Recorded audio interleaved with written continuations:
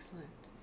All right, let me just get everything double checked to make sure we're all good. But I think we're gonna get started here. Let's light some candles before we do anything, just so there's some activity going on here. I'll put some incense on. Really good. I feel like I might have to turn the music down. I turned it up because it's just like the waves sounds, but I don't know, I feel like it might be overpowering because I do talk I tend to talk pretty quietly on these streams, so maybe we'll do that. Okay.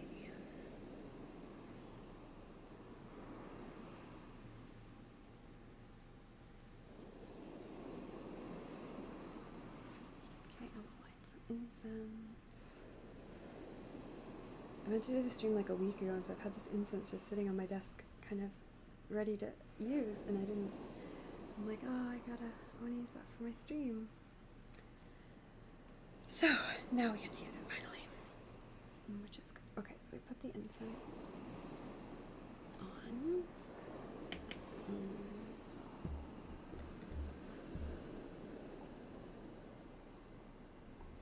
Where do I want the candle? I want the incense over here and the candle over here.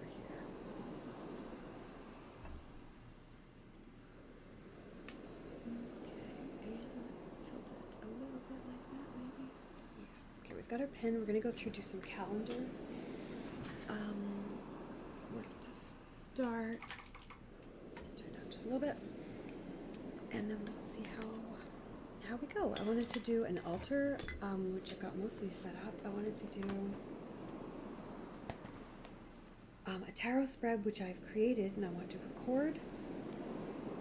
And I want to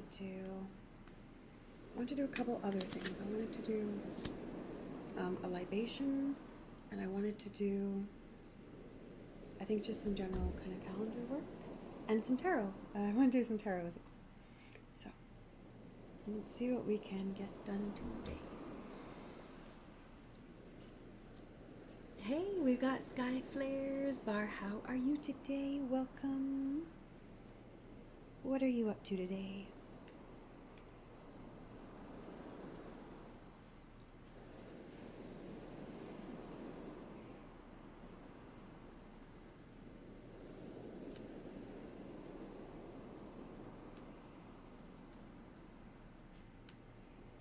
Go, get that set up.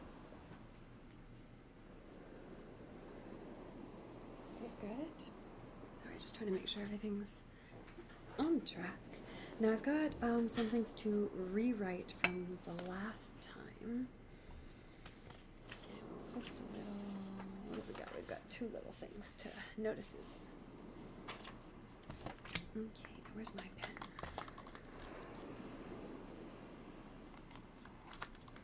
Oh, I've got to get my phone set up to record on that as well.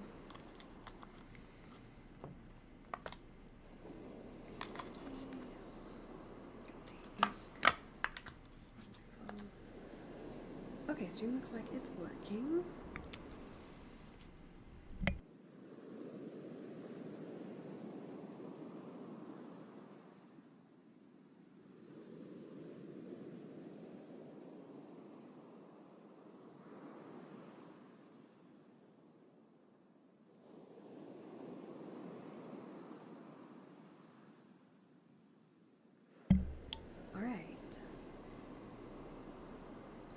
Now I have notes for what I need to finish today, and move this out of the way. It's kind of getting in my way. That's really for later. Okay, we're gonna start with this here, and I should probably pull up some. Oops.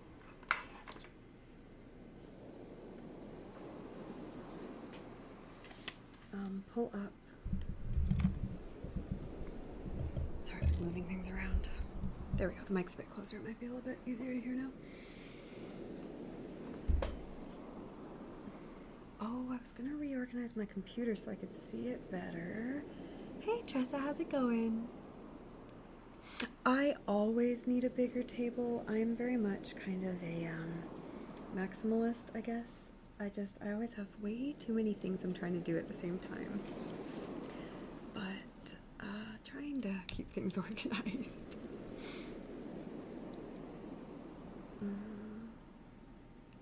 I feel like I do need to spend a minute and just, drop the computer a bit lower because it's on a stand right now. And with my camera in between me and the computer, I can't see anything. So let's see if I can do this without causing trouble. No promises.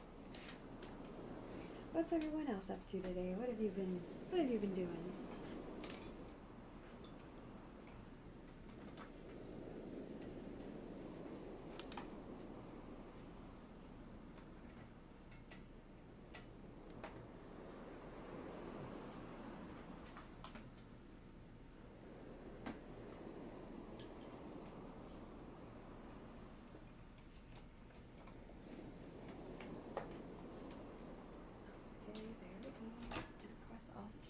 Want to be involved with all of the other cables, which is not the best.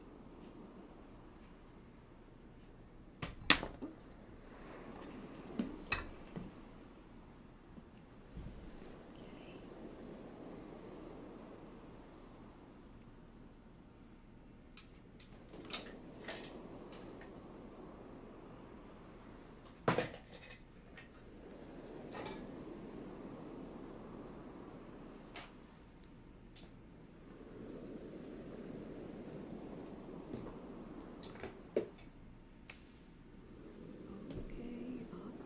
We can do this. You just finished your last client of the day and jumped on to do some Instagram posts. Very nice.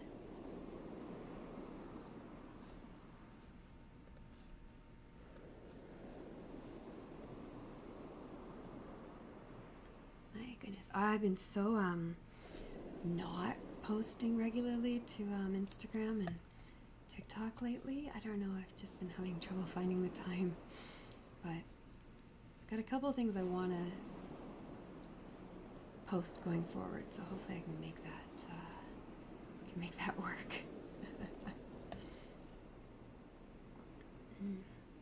If you're not here, you're usually in an Overwatch stream. DJ Streamers Variety or the Poop Witch X channel. I don't think I know that one. I'll have to look it up.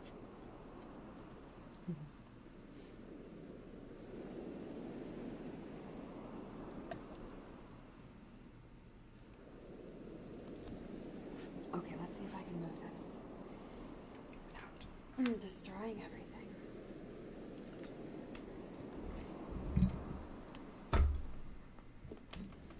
Alright, so far so good. Try not to destroy the plants. I just got a new plant. I'm really excited. I got a new hydrangea for, well, I guess it was on sale, for sale because it was Easter, but I'm excited because I had a beautiful hydrangea last year and it lasted so long. And I was hoping it would last forever, but apparently you really just can't get them to do that if you just buy the Easter ones. But this one, I've put it in a new pot right from the start, and so if it's capable of making these things last a long time, I'm going to try. But if not, I'll enjoy it while it's around. Okay. Alright, what have we got? Try not to burn myself. Okay, is that better? I think we're actually good.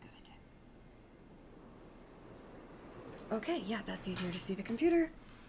Excellent. Okay.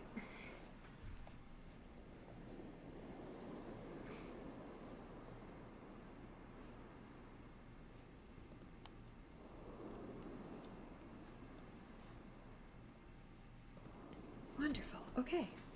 Yes, that is so much easier to see. I'm glad I did that. Oh, sorry.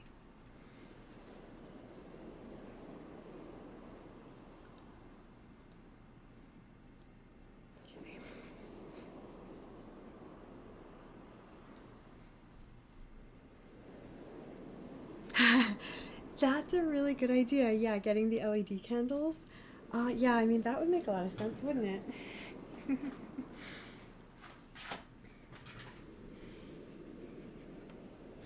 That would make a lot of sense. Can't argue with that.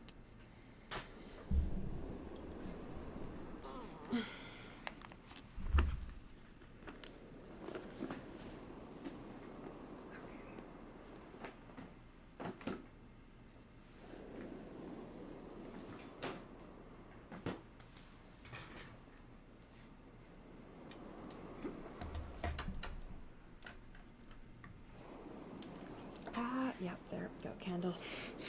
Okay. Alright, what have we got? I think we're good. Let's fill this out. And then if anyone has any tarot questions, let me know and we'll do a reading for you.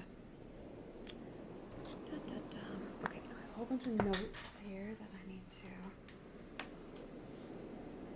use.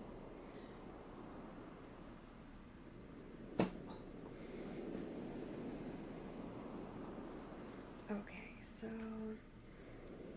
the week of April the 18th.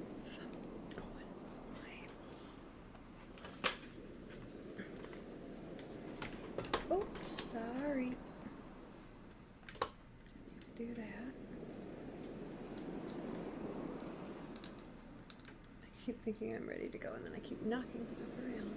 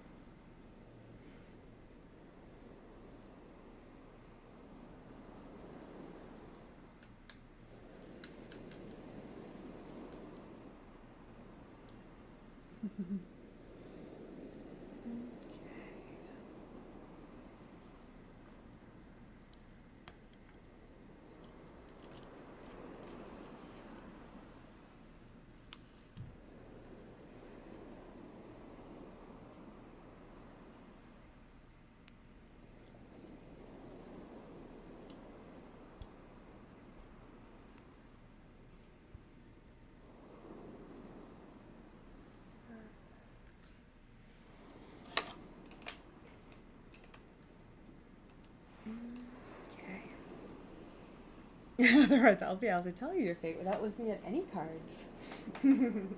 Right? Oops.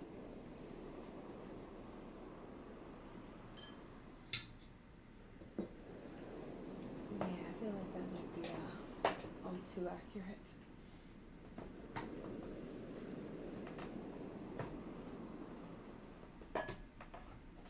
Okay, now I want to do a libation at some point, so I've also got to pull that up online. Okay, this is not helping.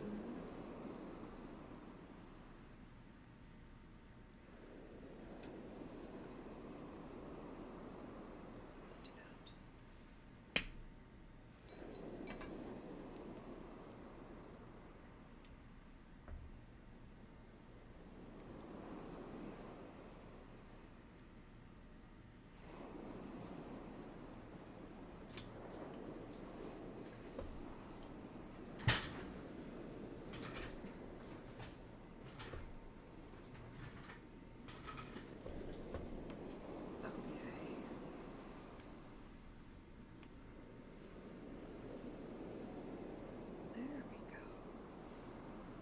You know how when you switch your iPhone from photo to video, it changes how much zoom is involved? And then you're like, well, god damn it, I just set it up for the previous zoom.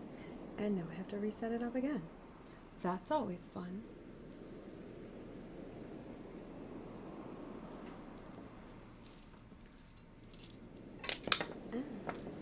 Crystal's not doing anything. Can we do something a bit nicer?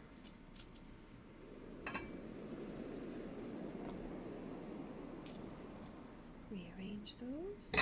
Try not to burn myself.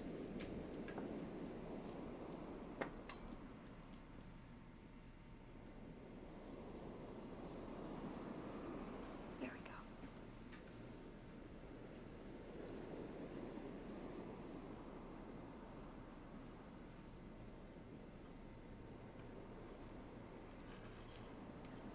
table out of the way. There we go. Oops. Okay. All right. Now, what did I have in here already? Okay, I had the libation already written in, but we don't have anything after that, so the tarot is next. Hey, Queen of Pentacles, how are you? Welcome, welcome. Hope you're having a lovely day.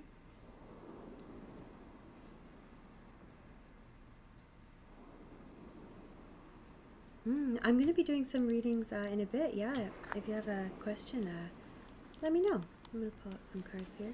Just kind of working on some planning stuff right now.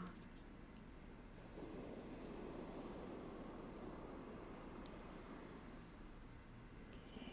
I mean, I don't know, does it count as planning if the dates are already passed?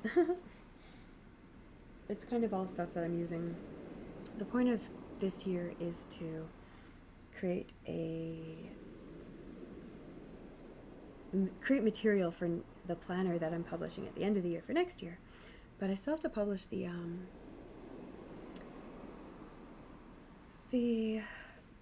undated planner for this year, so I've got to do that at some point. I just keep putting it off. Perfect. Okay, so we've got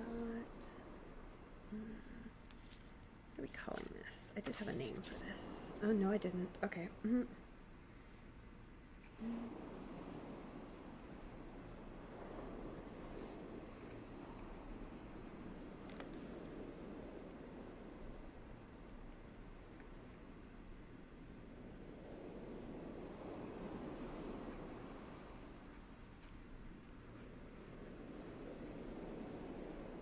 Okay, that's about good. Okay, and pull out a tarot deck. What do we want to use today?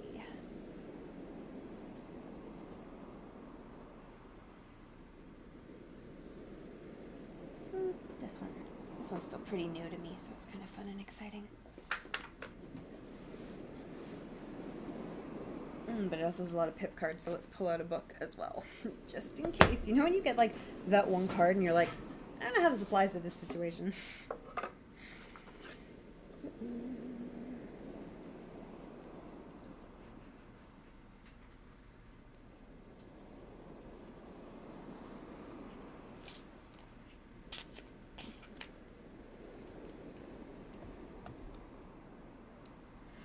I'm going to be publishing them on my website, and also if you'd like a pre-printed copy on just Amazon, print on demand. And right now the only thing I have up is a tarot journal, so if you like tarot journals you can get one of those. But yeah, more stuff is coming soon. The link should be in my bio for sure.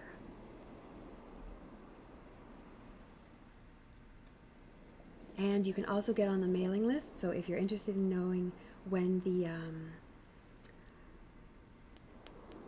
when new stuff comes out, like the planners and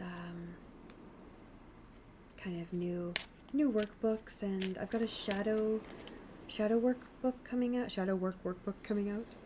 Let me know what your question is for the tarot as well. And what else do I have coming out? Oh, I'm actually working on I'm working on two things, a deck of oracle cards and a tarot deck. So I don't know when those will be actually finished, but hopefully pretty soon those will be coming out. So definitely, if that's of interest, sign up for the mailing list, and you will hear when it comes out. Okay, this was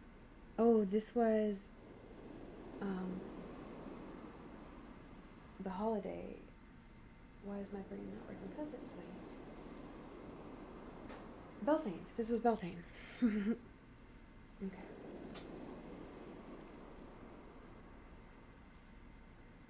So, yeah, we're going to put...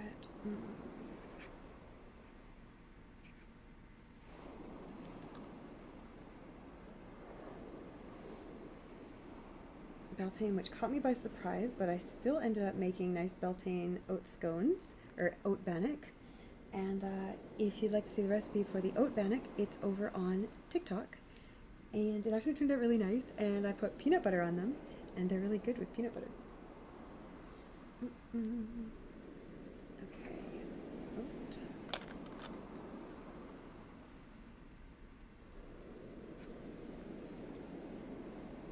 Bannock. For Beltane.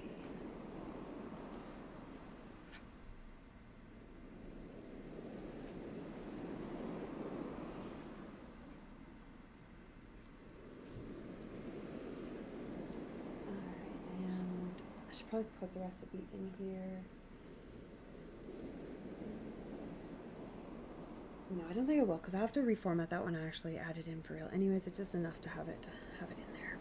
Okay, now we're finally moving into May. Yay! Even though we are like 4 days into May. You'll be back? Excellent. Let me know when you're back, and yeah, we'll make sure we get you a reading. Okay, so second is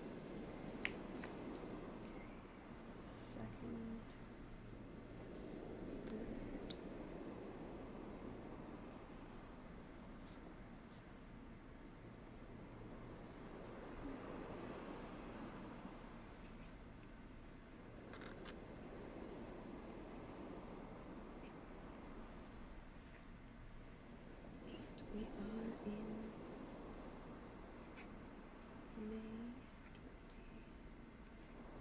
2022.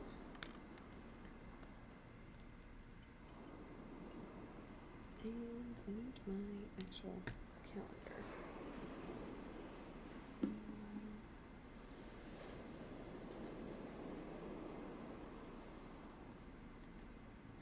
There we go.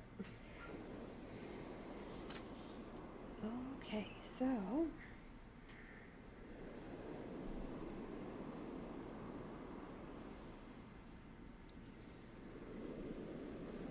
third, we're moving.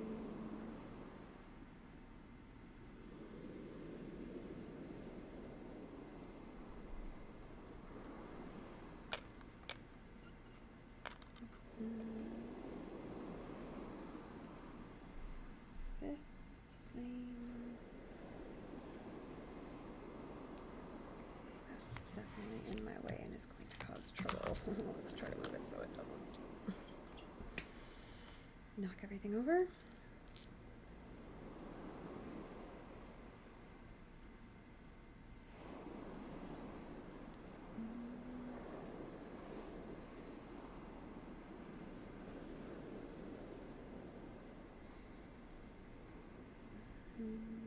There we go.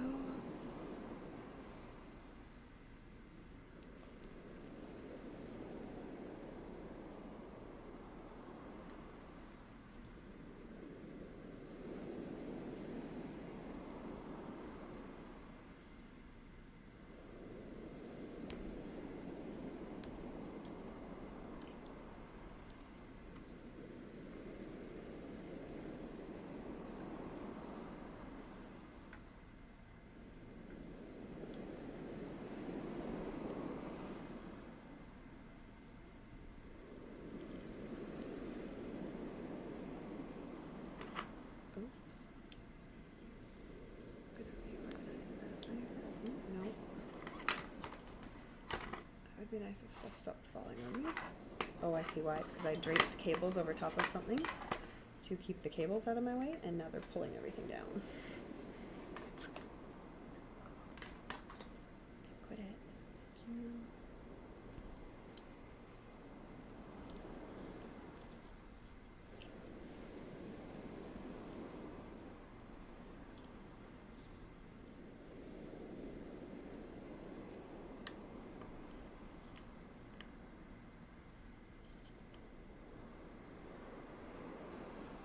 That's better. Okay, there we go. Okay.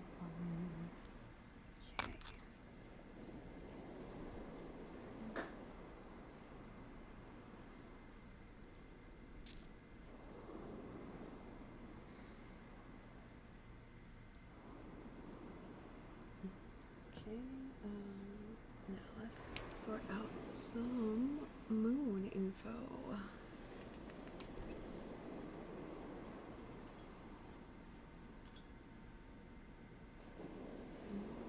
Okay. Oh, and I also just finished a,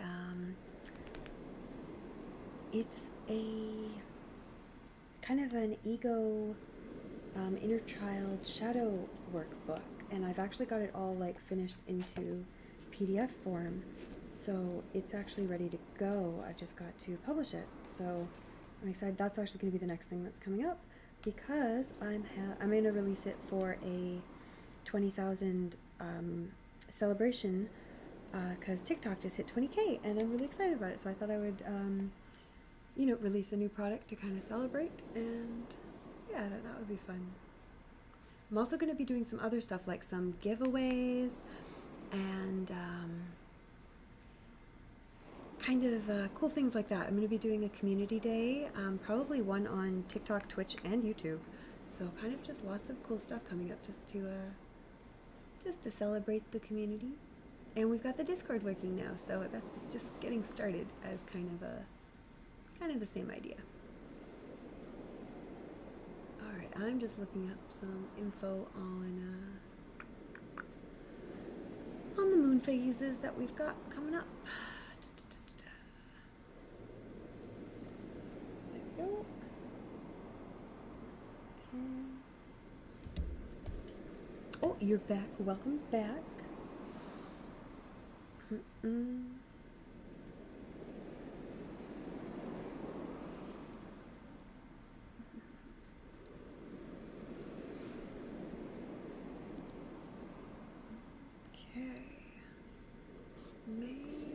phases. Alright. So we are starting in waxing crescent from the previous week. There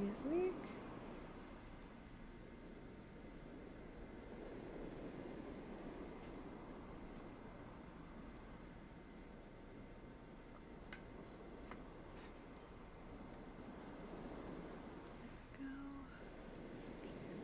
In Taurus.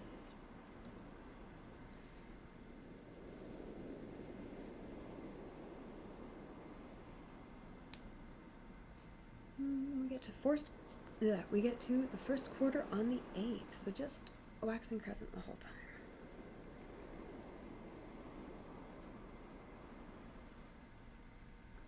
For this whole week. Okay. Oh. I think I just inhaled some incense in a weird way. Oh, maybe just because it was burning out and that was the very end of it.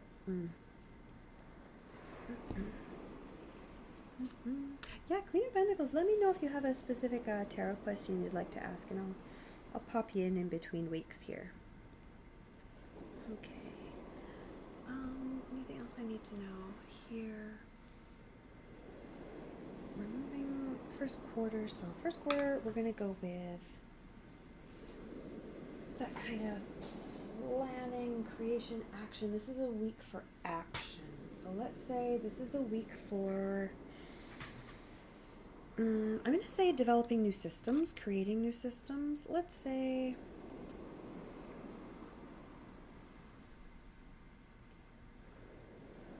we did planning last week and restoration.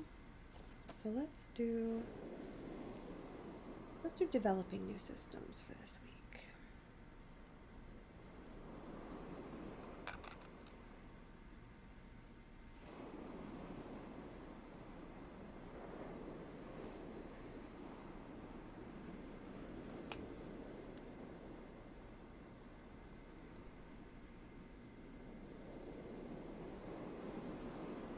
Okay, and the spell for this week is, what do we have? We do have one already lined up. Oh, we're doing, well, I'm actually probably not doing it today though. We're going to be doing some like May baskets and May wreaths, kind of floral wreaths, for kind of that Beltane kind of, yeah, let's say Beltane basket. Let's say that.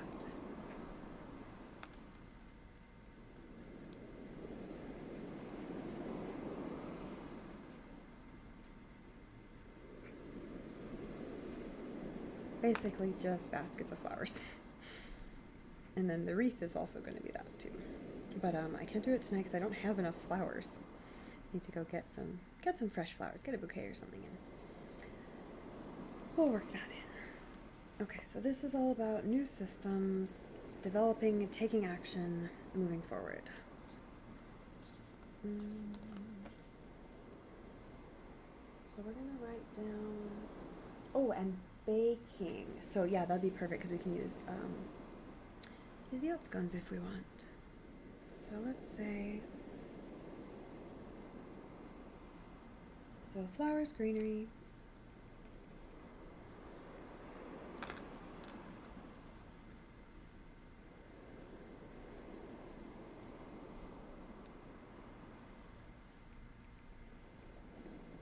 I feel like this pen might be dying on me.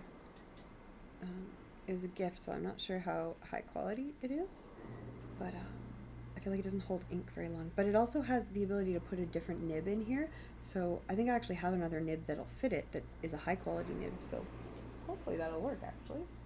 Because a lot of glass pens are just the glass nib, but this one actually has a exchangeable one, which is kind of exciting. Candy and baking.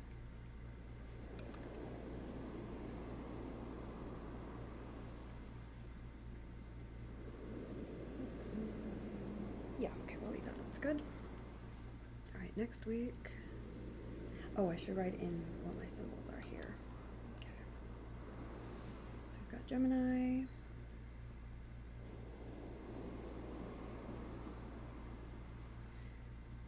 Moving into Cancer, moving into Cancer. And this is all under that waxing crescent. Okay, and then we got Leo at the end of the week here. Okay, next up.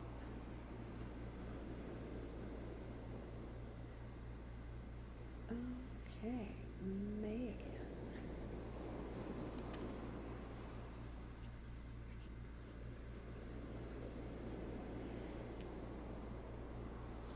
We are starting on the 9th.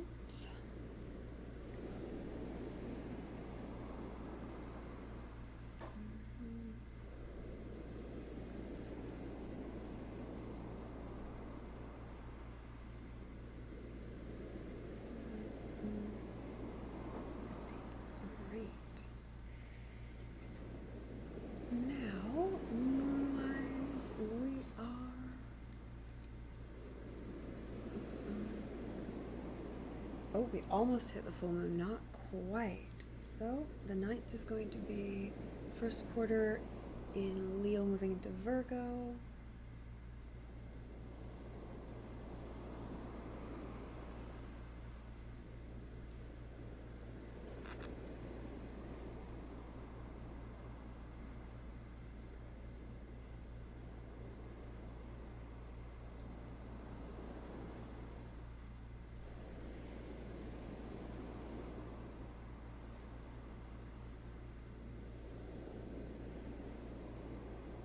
Oh, that's interesting. I have two different sources. I have one saying Virgo doesn't happen to the 11th, and one saying it happens on the 9th. And then when do they think Libra is? The 13th versus the 12th, and does it settle out? The 14th, 15th? Yeah, they're all just slightly different. Isn't that funny? Weird. All right, so we'll pull this at least one more day, just because that's kind of averaging it out. And then I'll find out later one of these is just totally incorrect, but you know. Oh, and I messed that up too. Okay, and yeah, let's put Virgo in here.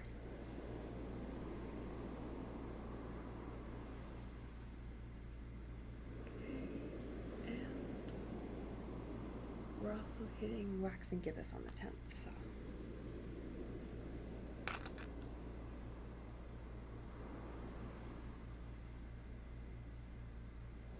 Okay, good. the 11th. Let's stay on Virgo.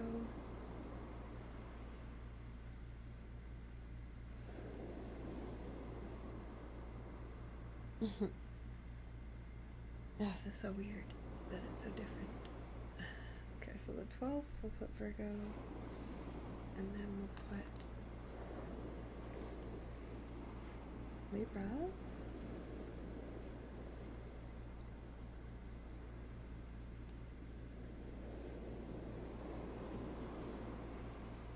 On the 13th, we'll stay with Libra. And on the 14th, we'll transition into Scorpio.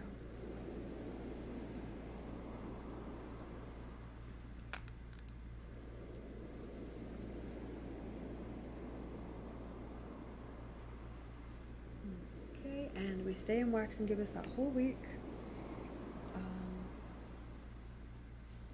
Our manifestation for wax and give us, let's do, this is going to be growth and manifestation. So let's say also with a bit of patience. Hey Master Teddy, how's it going? Welcome in. We're just doing some looking at the moon phases right now to kind of plan out the month of May.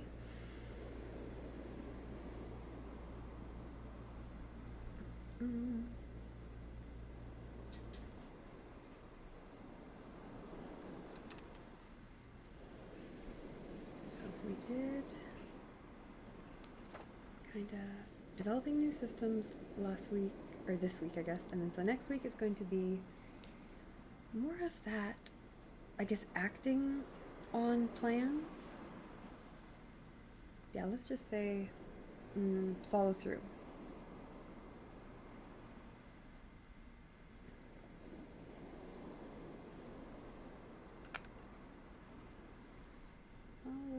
Through. Okay, and spell for this week, flower wreath, Beltane, yeah, flower wreath.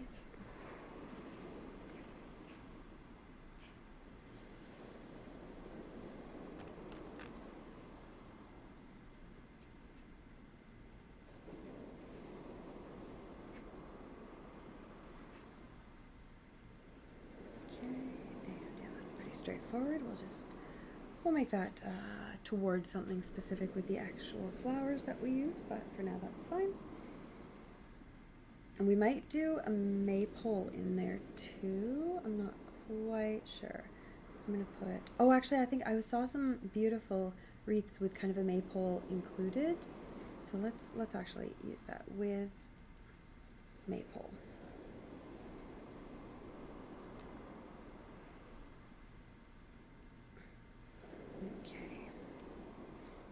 Nice. Move into the 16th, which is going to be the full moon.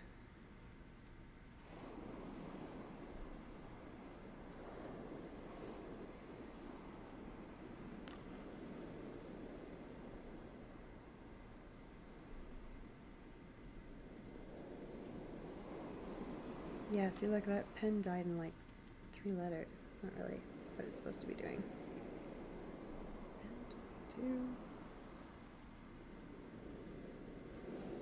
Okay, so 16, full moon. Hey, Master Teddy, I'm doing pretty good. How about yourself? What type of witchcraft do? I do a lot of kind of insights into your own subconscious using tarot mostly. And then I do other stuff, like right now I'm kind of using moon phases to kind of plan out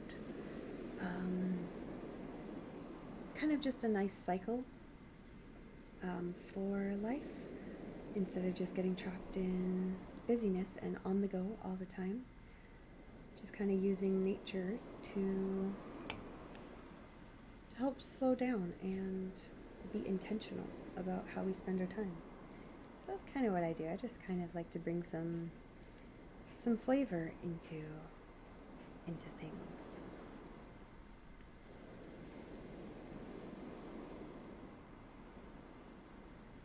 Okay, and this full moon hits into Sagittarius as well.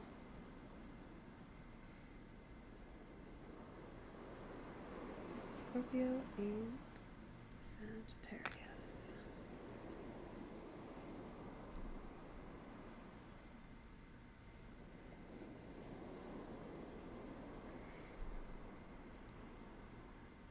Alright. What about you? What do you get up to? Can help contact your spirit guide. Yeah, I can give you some insight about that if you'd like. Usually I work with a tarot and I'll do kind of yes or no questions. So if you have kind of some ideas you'd like to know about or kind of thoughts you have, I guess kind of like what you're hoping to get from your spirit guide, any questions you have, I can help get you some insight on that kind of stuff if you'd like. So 18th moving into Capricorn. Yeah, see, my other book says map to the 19th. Goodness, how funny.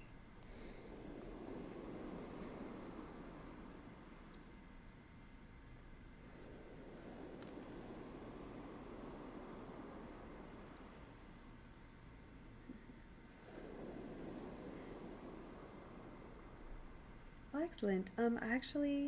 I'll give you a free card pull today on the channel. I do that if you're a follower. And then if you're interested in getting more of an in-depth private reading, I do have those offered on my website as well. But yeah, I'll pull a free one for you here on the channel because I like doing that for my followers.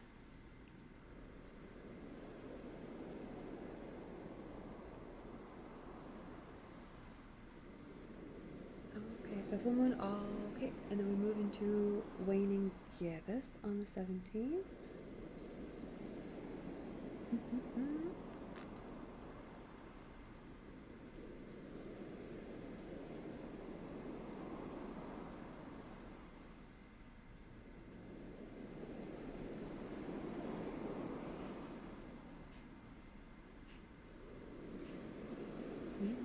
Oh, absolutely, Queen of Pentacles. Is there a particular question you'd like answered? I usually work best with yes or no questions. If you have something else in particular you're leaning towards, I can work with that as well.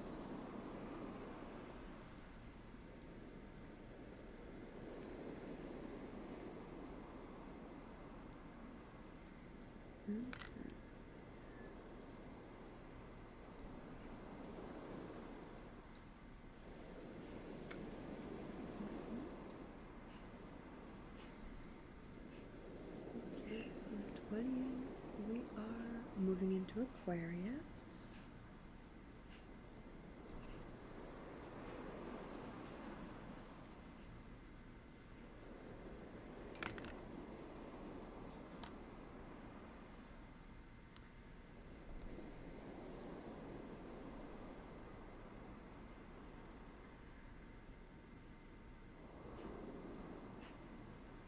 All on our waning gibbous here. Anything else this week? Oh, yep, Sunday the 22nd, we hit last quarter. Okay.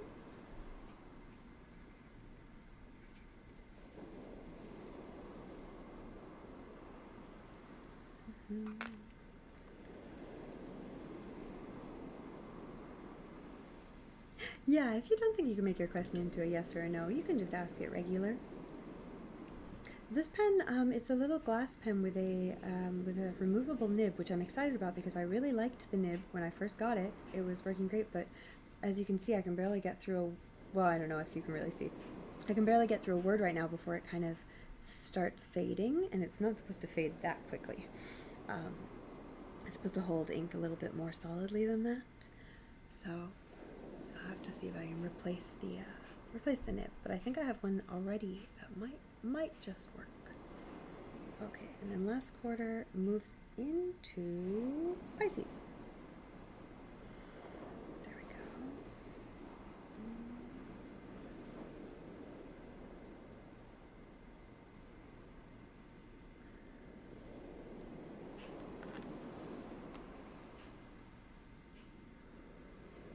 Pisces spelled some kind of way. Okay, and spell for this week. Oh, and manifestation. So we've got full moon and ending on the last quarter, but mostly this is a full moon week. Kind of that waning Deity week.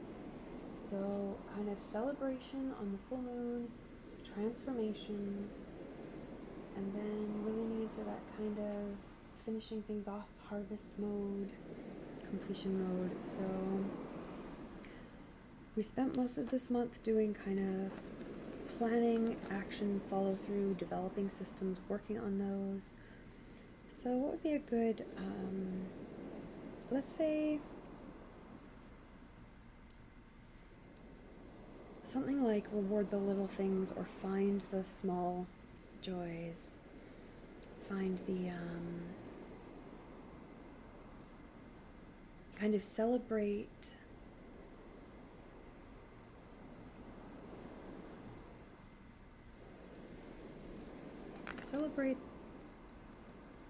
the transformations along the way.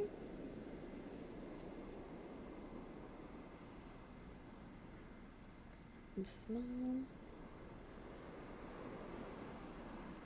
transformations along the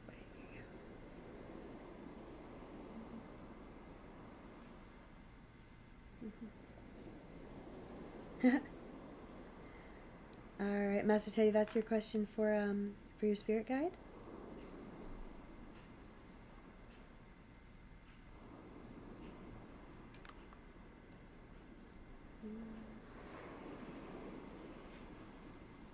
Okay, and spell for this week is going to be floral henna. I haven't done henna in ages. Perfect. All right, and Queen of Pentacles, if you have a question, you were here first, so feel free to get your question in, and we will get some insights for you guys. What did I just say? We're doing floral henna. We're in a floral mood we're in a floral mood for May, and then June is actually going to be like a strawberry month. It's a strawberry moon in June, and like all of the things I have planned out for June are strawberry based, which is exciting. So I'll have to find some good strawberries. Flower henna.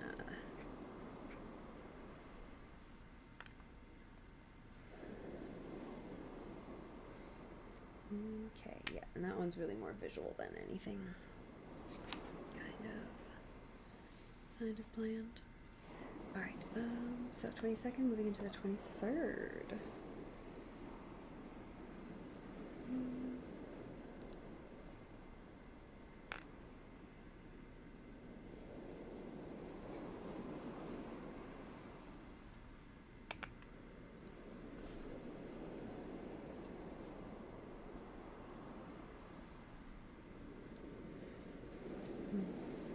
Hello, Art Punk. How are you doing today?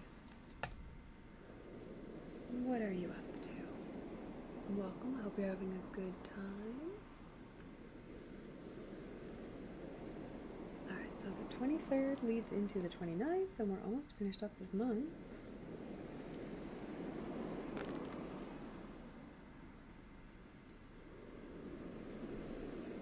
I wonder if it's just that I'm not dipping because the ink is lower. Maybe I feel like I'm not picking up enough ink, but it's really just because I'm not dipping the pen as low as fully into the ink as I was before when the ink was higher. I wonder. Alright, so 23rd is a waning crescent.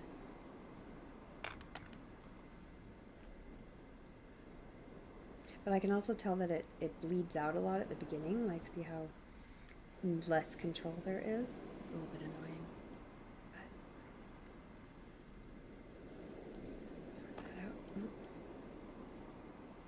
Alright, so waning crescent in Pisces.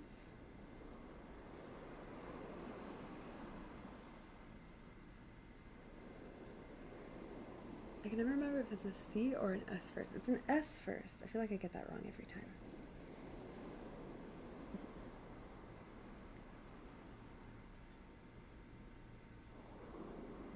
Okay, now I'm moving to Aries on the 20th. My goodness, these two sources are completely off. Like I've got moving into Aries on the 24th versus moving into Aries on the 26th. So that's a little bit interesting. We'll put it on the 25th just to just to kind of get in the middle there. But I'll have to double check these with an outside source and see which one's correct at some point. Not the biggest deal. And then I've got moving into Taurus on the 27th versus on the 28th. So what else is happening after that? Then we've got the new moon in Gemini on the 30th. Okay, but that's not quite yet. So 29th will still be Taurus.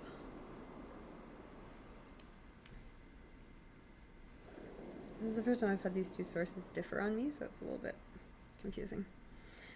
You're just vibing, just chilling. Oh, thank you. I thought the green would be good for May, especially because I ended up with the green printed pages for May. So I thought it would all be in theme. All right.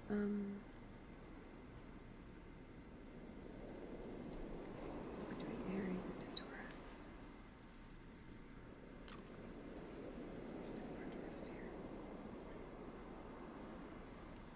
Okay. Go to Aries. To Taurus. And waning crescent. It's just waning crescent the whole week. Yeah, these weeks in May are very solid weeks because all the events are happening on the Mondays or the Sundays. Spell for this week. What are we doing on this week?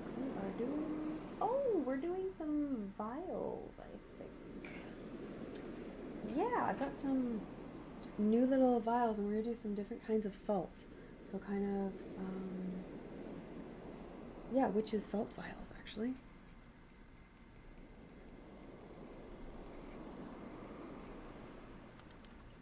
Salt bottles, vials, something like that. Salt vials. Yeah. Okay.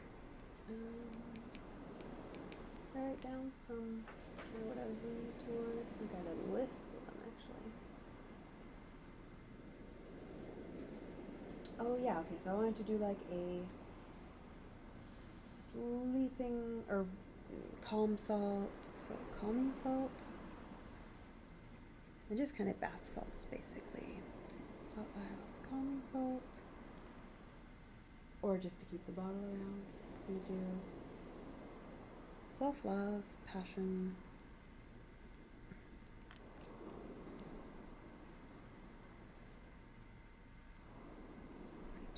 Passion. We're going to do energy and healing.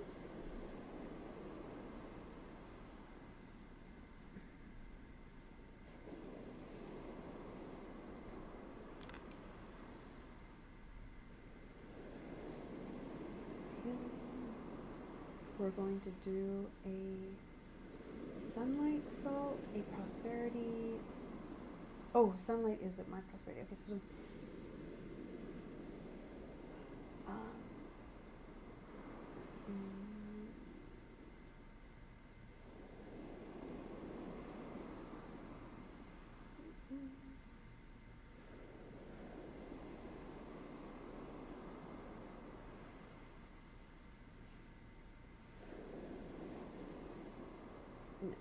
so healing sunlight. There we go. I'm like, I just can't read my own notes. Healing sunlight. We're going to do prosperity and success.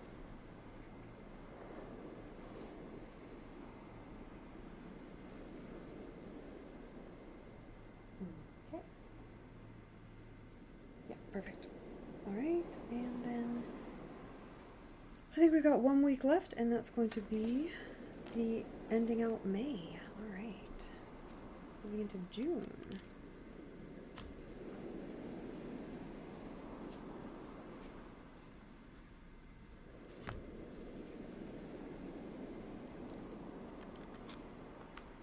Alright, so we're at the 29th, going to the 30th, and 31. Ooh, you dyed your hair green. Alright, so you like green. Excellent.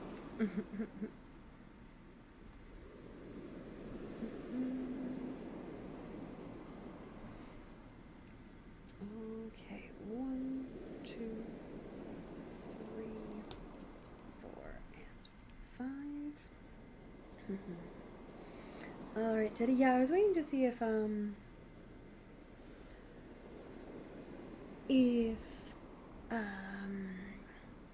Queen of Pentacles had her question because she was in queue, but we don't have one from her, so let's pull a card for you. Let's see what we've got for you. So your question was about your spirit guide. Are they a girl, yes or no? Let's see what we've got for you.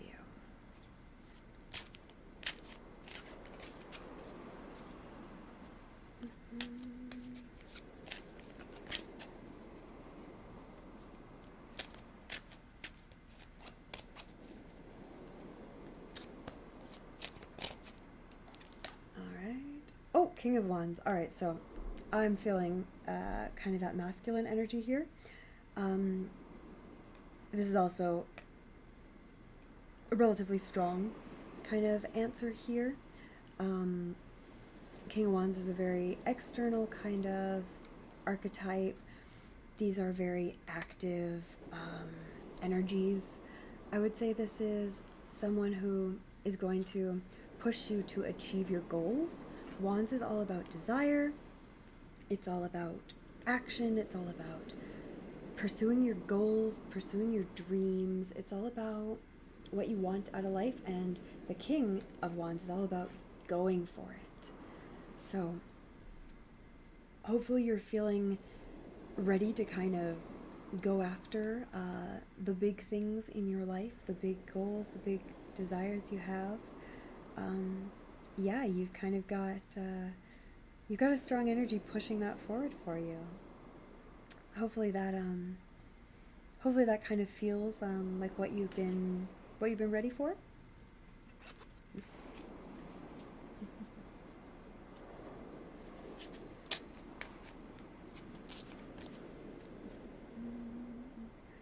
Put that there. All right, let's finish off this week here. Okay. So the 30th is the new moon. Very exciting. It's a new moon. In. What about Taurus? New moon in Gemini. Gemini, okay.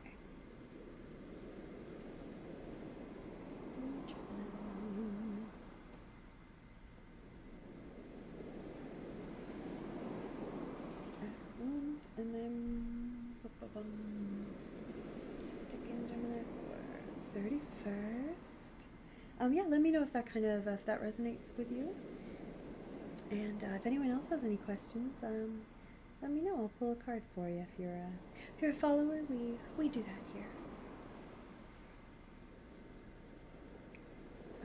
Right, and then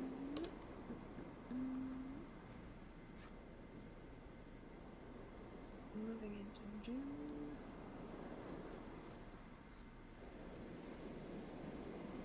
Okay, we've got the waxing crescent in Cancer on the 1st. Okay.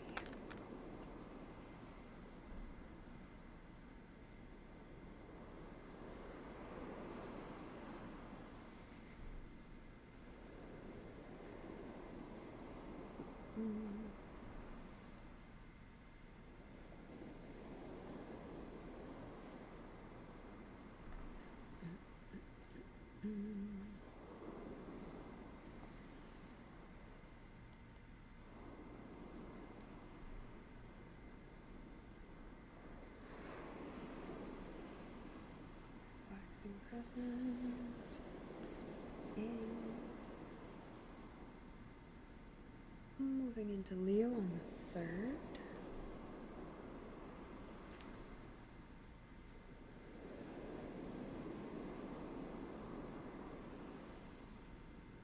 And moving into Virgo on the 6th.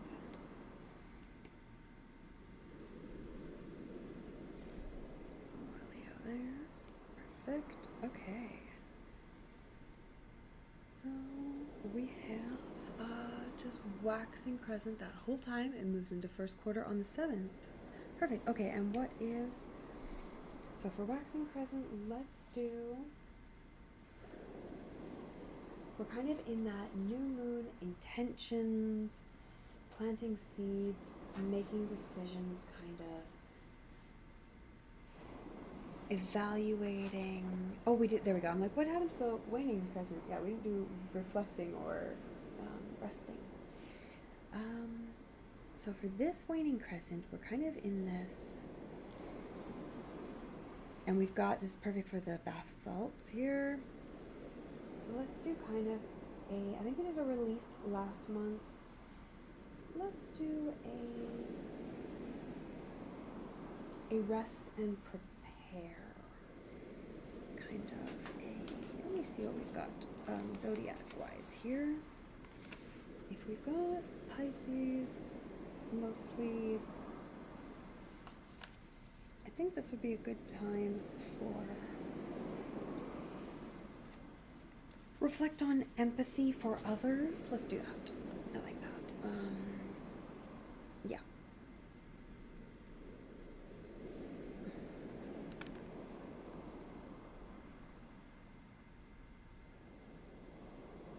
Especially if you are a empathetic person, this would be a good time to kind of restore your own energy.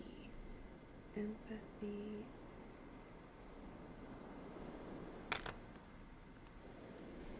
for others and restore your own energy.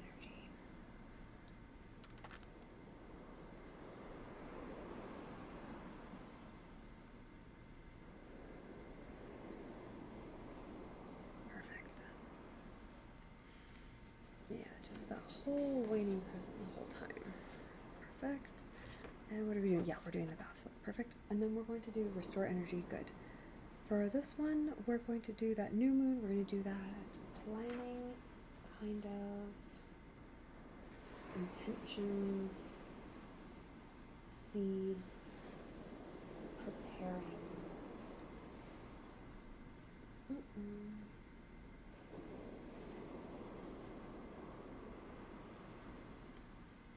Let's say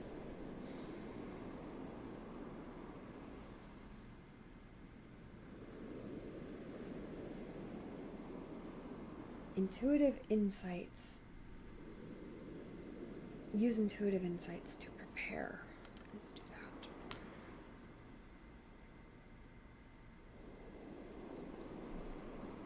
So what have I got? Kind of Gemini and Cancer mostly, and Leo too.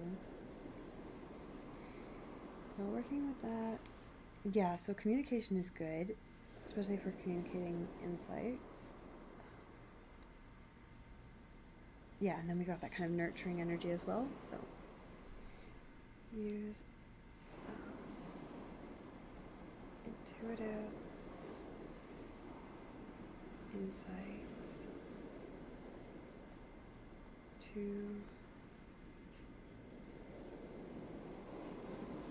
to prepare for the next month, to prepare your plans.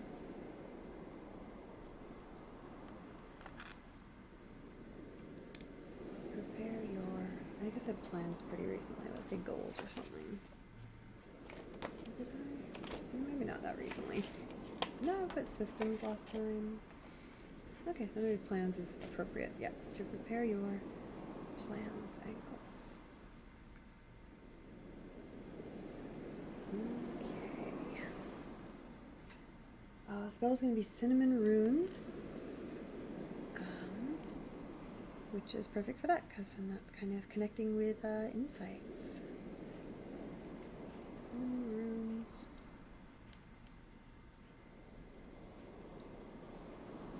To connect with insights.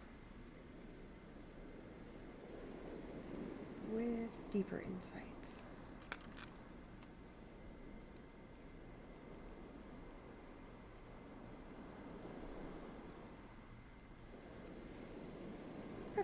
Okay, I think we are all done with the planning for today because we're into June now. Okay, good. I'm glad I finally got that finished. I feel like I've been kind of putting that off for ages because obviously it's into May now. So that'll set me for a little bit, and I could do June maybe next week. All right. If anyone else has any tarot questions, let me know. We can ask some tarot cards if you'd like. Okay, that's done, and that's done. Oh, that's very exciting to be done on that. Okay, we are going to.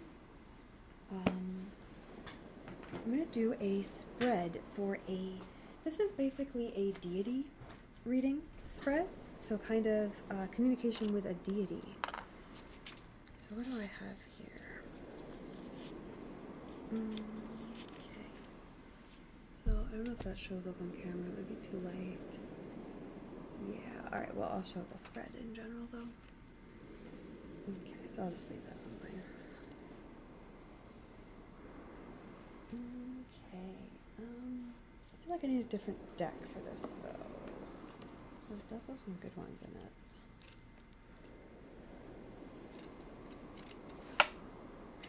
I need a different deck for this one.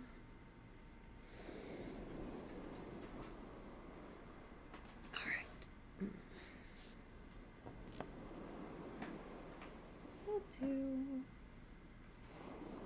We'll do this deck for sure. That's a perfect match for this.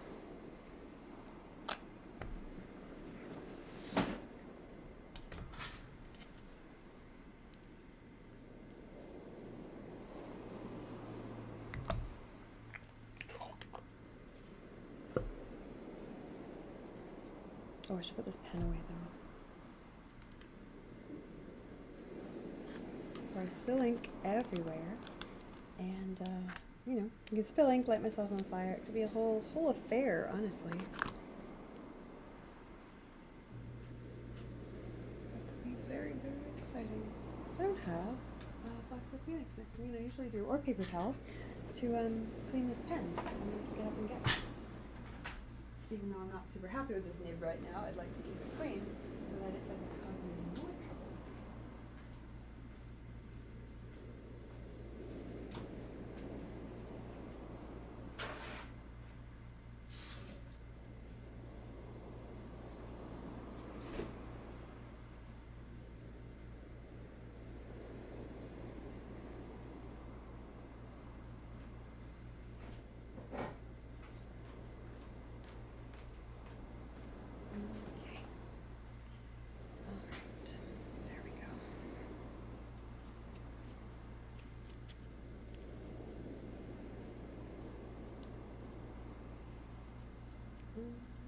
Right, so pen nicely.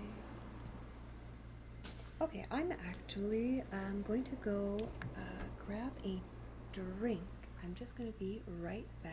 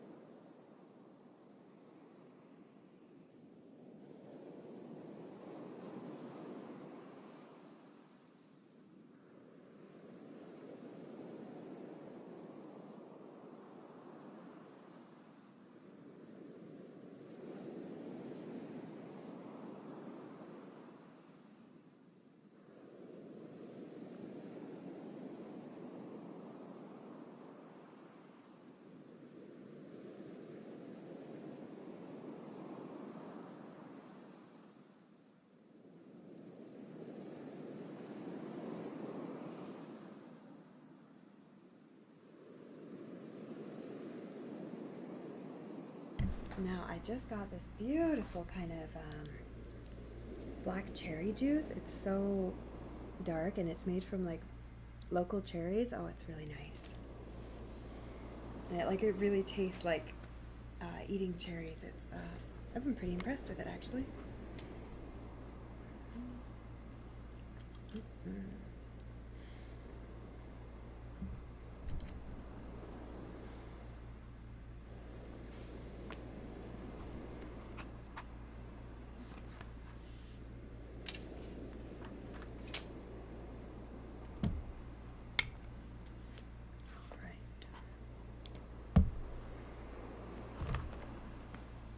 Let's get rid of this pen. Oh, I should also record my altar video. I keep saying I'm going to do that, and then I keep kind of making an altar, but then not actually, like, I don't know, not getting a good version of it, and then being like, no, I still don't have anything to post. And I'm like, okay. Well, it's May now. That was supposed to be an April post for Aphrodite. But it's going up. I mean, Aphrodite for me is a year-long thing, so might as well work with that. That's why I thought doing everything in advance for next year would be a good idea, because otherwise this happens. And this way I'll have everything ready for next year. At least. Okay, so let's put those aside for a moment and do the altar video. So the altar is really simple. I have this beautiful shell I found, and we're just going to go through and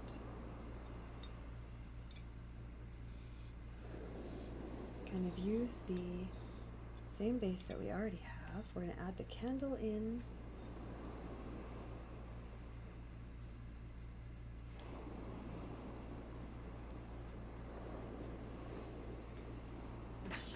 And the incense we've already got. So we've got. Let's start the timer. Okay.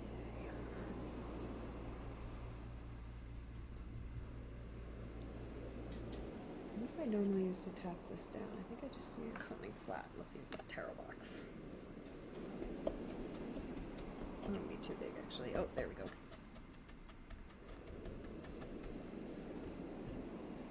For our little Zen garden altar, which I love.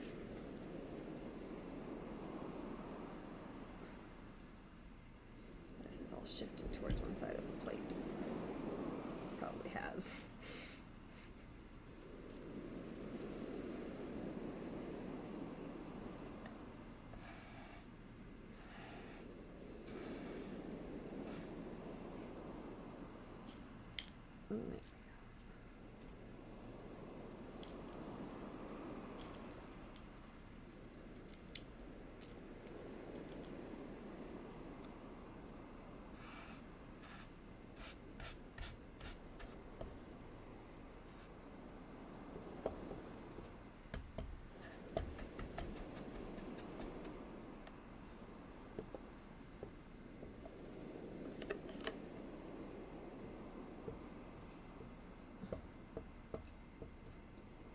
Tidy that up.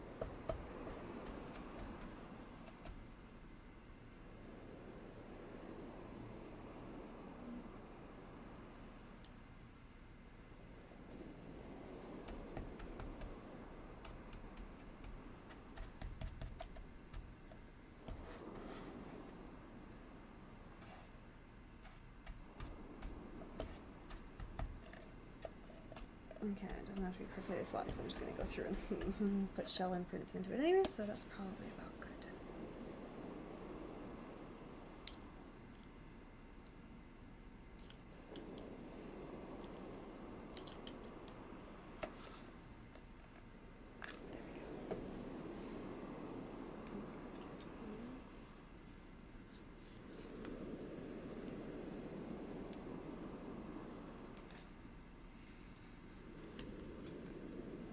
There we go, that's a nice one.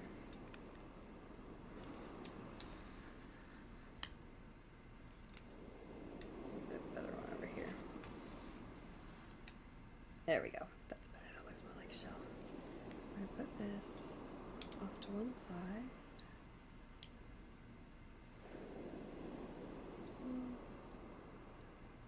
I don't know, that actually doesn't look bad if it's symmetrical, does it? I kind of like that. Okay, leave it like that. So we have the pearls for water, we have the salt for earth, we have the shell for our spirit, our representation of Aphrodite. We have our candle for fire, and it's a beeswax candle. These are also representative of Aphrodite. And we are going to, we have this extra, I had 2 incense sticks saved because I knew I wanted to put one in this altar. And we have our incense for air. So that's all of it. Perfect.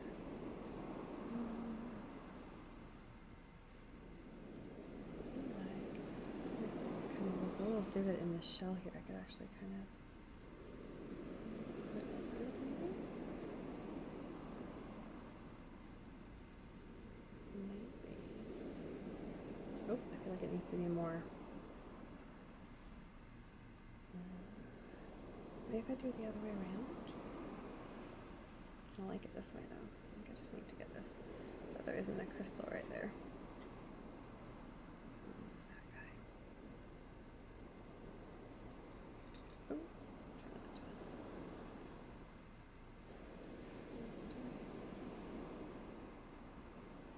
I want to fall into the candle, but I guess that can only be so much.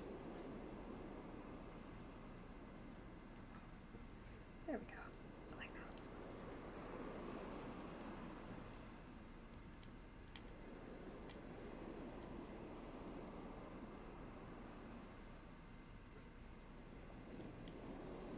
There we go. Okay, I like that one. I think that's lovely.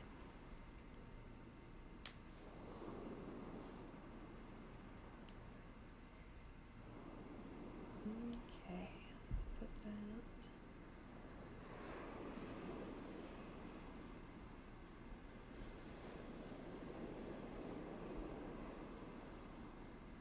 Off to the side there. Try to find a good place to put it here. This maybe.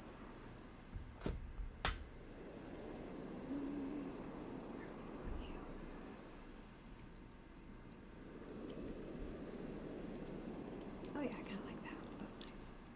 Okay.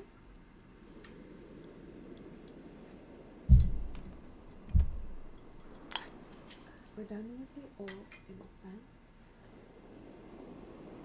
Let's do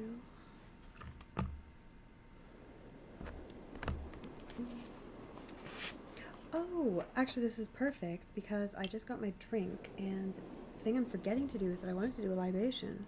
So let's do that. Okay. Now let me pull up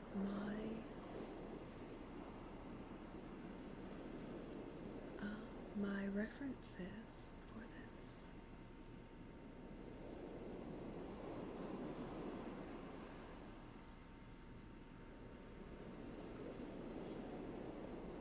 Nope, not what I wanted.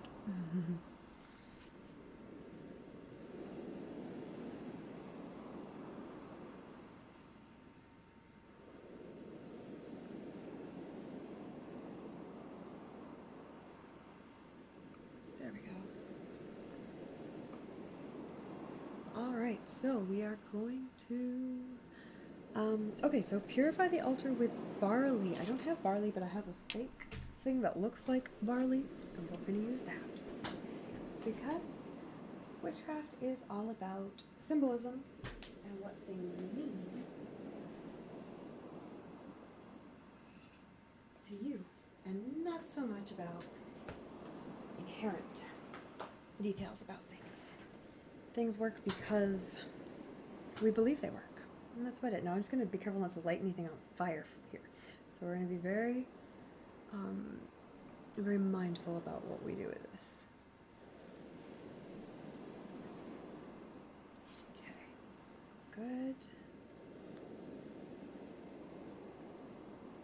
Alright, so that's our cleanse our altar. We've got light candle. Our candle's already lit. Invocation. All right.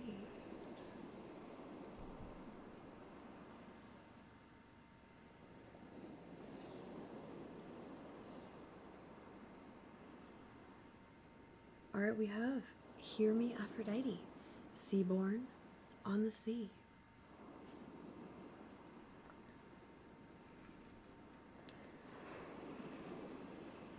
I am here to show appreciation and respect for the values. I call to you, goddess without peer, daughter of the deep sea, daughter of the broad sky, foam-born goddess, golden goddess, holder of hearts, inspiration of desire, mender of bonds, renewer of loves. You promise a flame we cannot help but touch, your power a torrent we cannot withstand, your will a need we cannot resist. Goddess with sorrow and with fury, with patience and with compassion, with pain and with delight, we follow you, for in your realm that risk is great, and on your path the stones do we shift, and in your bower the thorns draw blood, but in your hands we know of love, and the blessings you bestow exceed the agonies by far. Aphrodite, dearest goddess, I honor you.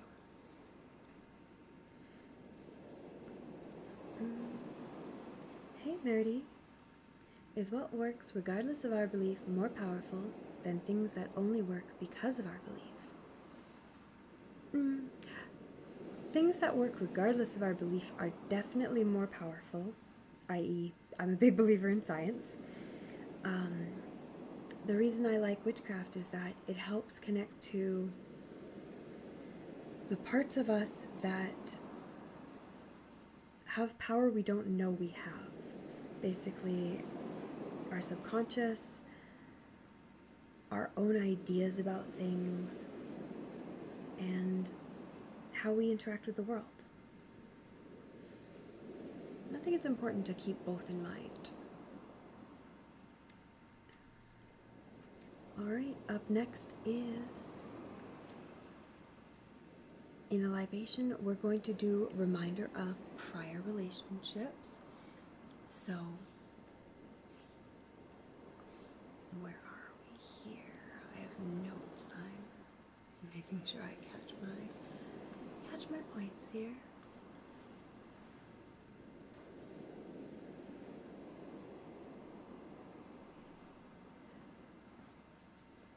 So, O Aphrodite, you who I have honored with flowers, honored with sea salt, honored with honey,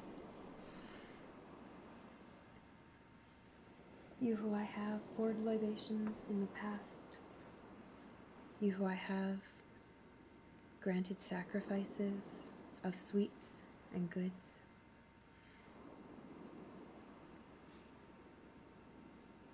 I remember you today and honor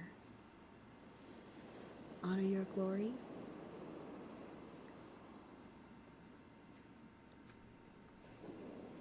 you who see the truth within us and gift us with what we need, our beloved Aphrodite, our dear one, our blessed one who holds us close, whose gentle persuasions overcome our fear and doubts, whose hands in the world we see in one another. We praise you, we honor you, and we delight in your gifts. Next up is offerings, so that's incense, flowers, doves. We do not have doves. I do have flowers and incense, so we are going to use those. Try not to burn myself. There we go. I feel like that's too close to the no, I should put radiation there.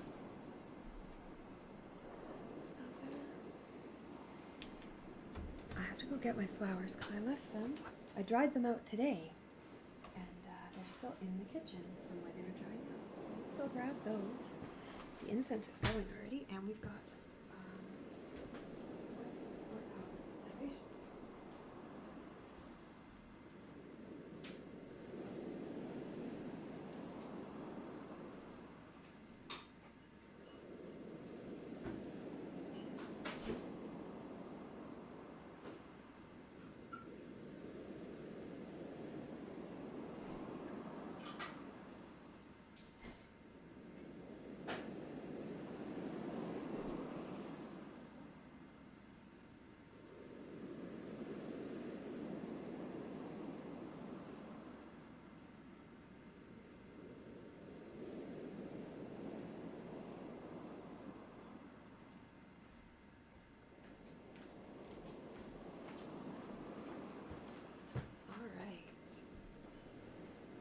So traditionally, a libation would be wine, and a sacrifice would be, frequently would be killing an animal, but we don't do that anymore. So you can make a sacrifice of anything that's dear to you, anything that's important. The point of a sacrifice is to give up something that you would otherwise have.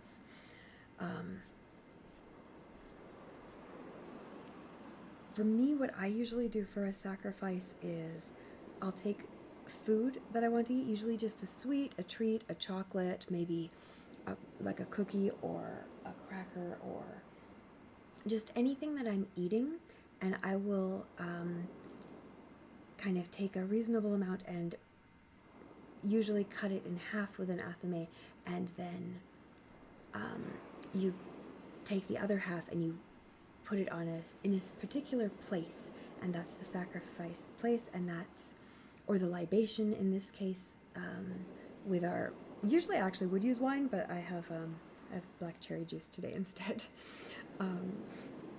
That's what you would, where you would leave it, and then after a certain amount of time, and this is kind of whatever it feels like to you, if you're doing prayers, if you're doing meditation, which is what I usually do, just when you're done, you just throw the sacrifice out, or if it's like good food and there's no need to waste it, at that point you can give it to someone else. The point is just not to have it yourself, basically. But you can give it to someone in your household or someone else who would be in need of good food.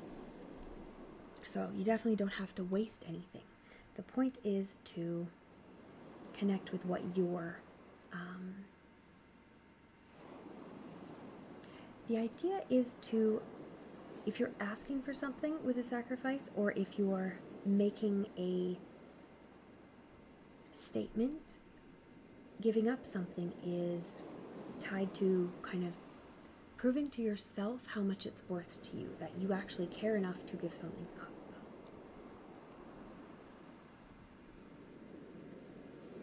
Hey, True Biscuit, how's it going? What's going on? You're new?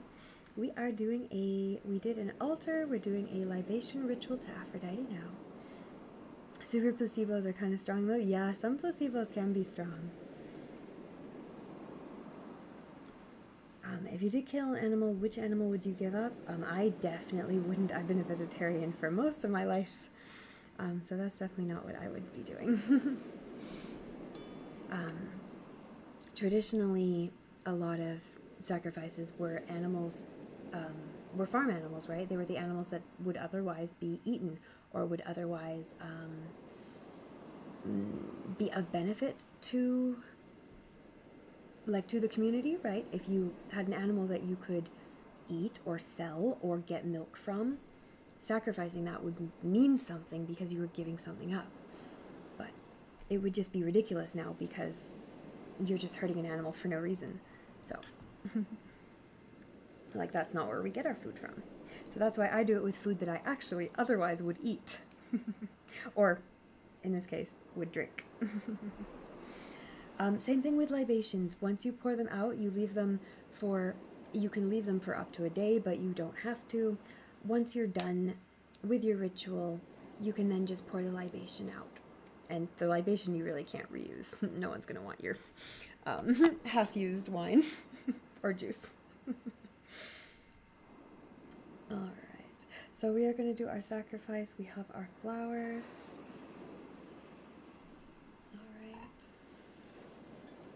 And with this libation, I honor you, Aphrodite, O goddess of love, sexuality, and many other things that make life wonderful. We praise and honor you.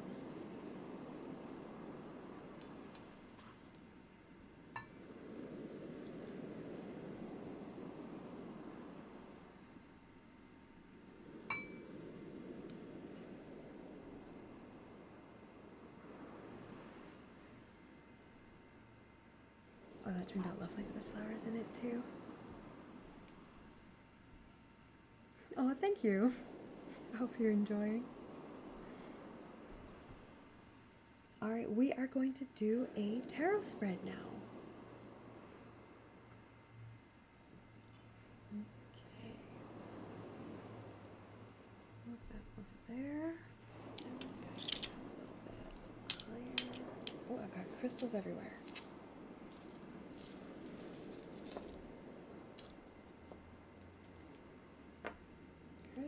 Crystals everywhere. I mean, why not?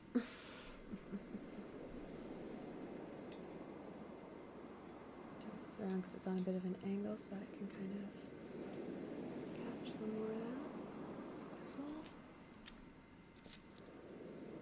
that. Alright, so we have a tarot spread. It can be used with any deity. One of the questions you would want to change, or two of the questions you'd want to change with a different deity because they are based on the specific things that the deity represents and means to you.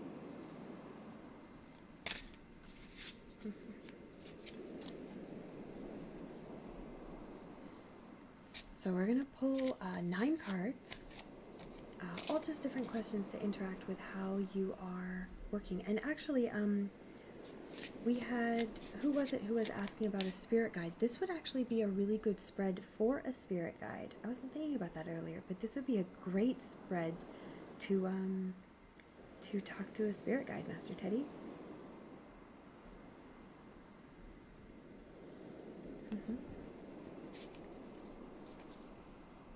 Yeah, I definitely can pull a card for you if you'd like after this spread, if you're interested.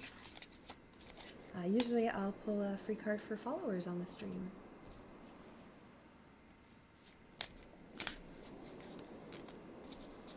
And if you have any questions, let me know. This is,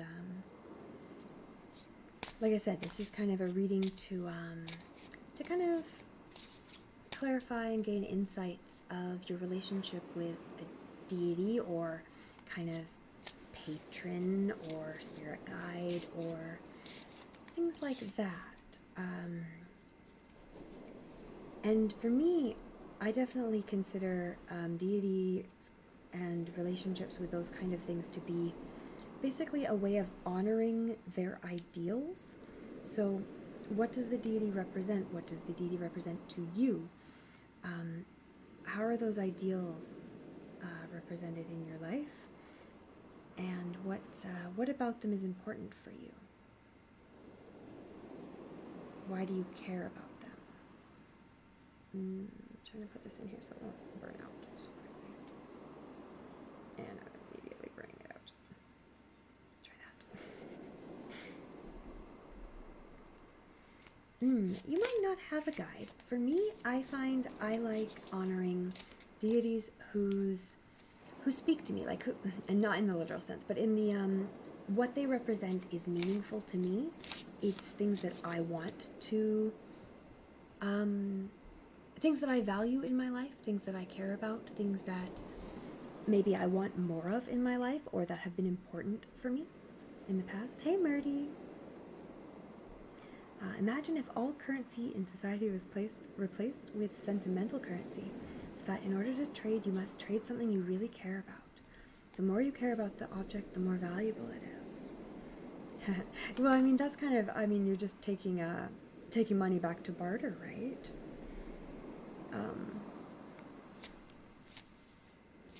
You know, you barter with something because it's of value. But it would suck if you could only barter with things that were of value to you rather than to the other person.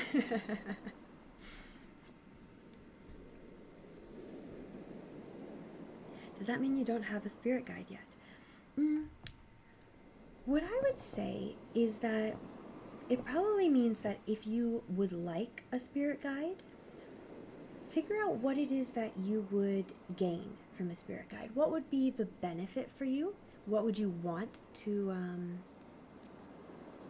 experience with a spirit guide? What would you want them to guide you in? And then you can do some research and find kind of cultural archetypes, deities,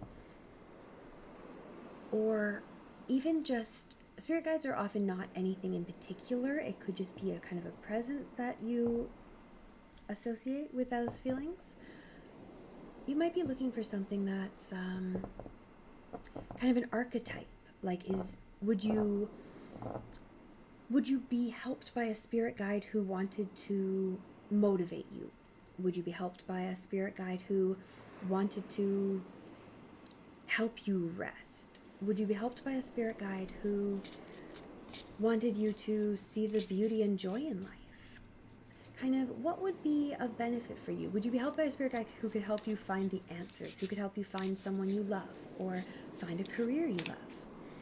And then, once you kind of have an idea of the types of questions you would ask a spirit guide, that's kind of where I feel tarot comes in really handy, whether you have a specific spirit guide in mind or not. Because you can ask the same questions. And, yeah, kind of get those answers that are guidance for you in life. You've heard people have something called tulpas as a sort of spirit guide. I don't know that one. I'm gonna have to look it up. Ah, you have a name that pops in your head from now and then called Morn. Does that have a significance? Well, if it's something you've remembered because it's happened multiple times to you and it felt meaningful to you, that's that's really the biggest test, right? Was it significant to you? Did it feel like there was kind of more to find buried in your subconscious about it? I'm all about the subconscious here on this channel. All right, I've shuffled these. I'm going to lay them out. So the spread is, I feel like I should just redraw this spread bigger so that it's visible. Maybe I'll do that.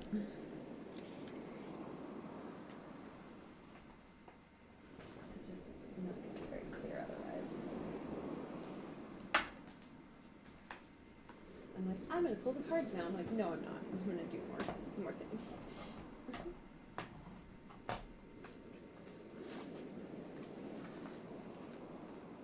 Here we go. Okay, so...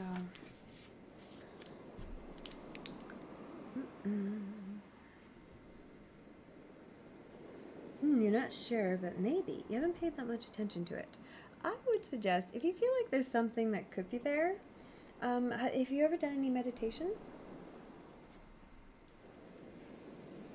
Meditation can be really good for kind of just unlocking your ability to recognize things that maybe you didn't see before.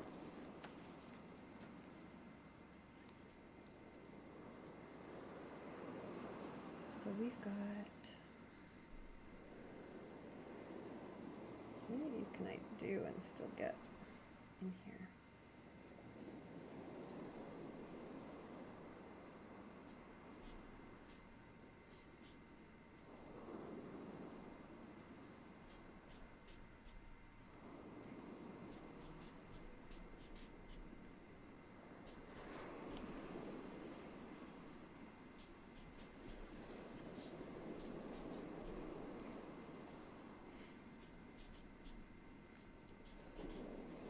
Now, the point of this spread is to emulate kind of one of the symbols of Aphrodite, which is kind of a circle with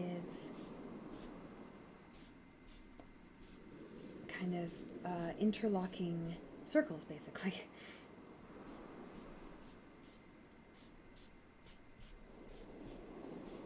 But it's very kind of like it's a circle, so it's not really specific enough that it can't be used with any other spirit guide or deity or kind of anything else you're connecting with. The name Morni came to mind when you were questioning your religion, which is Jehovah's Witness. And you still don't want to be a Jehovah's Witness, but it's a tough faith to leave. That's true. Yep.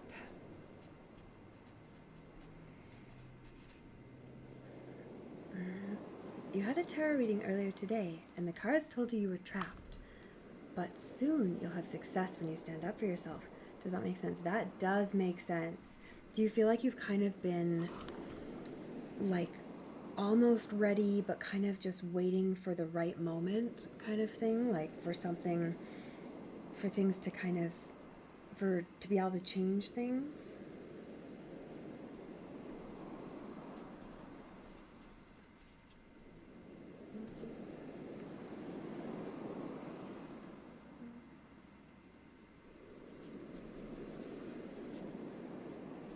Yeah, it can be really hard when all of your family is in a particular religion.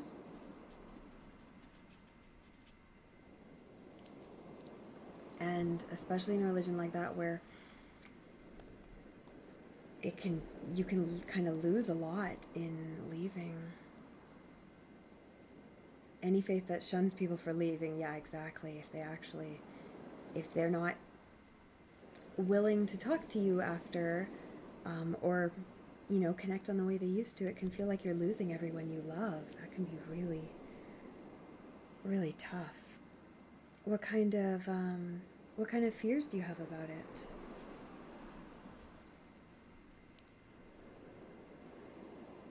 And do you have kind of an outside support network of people who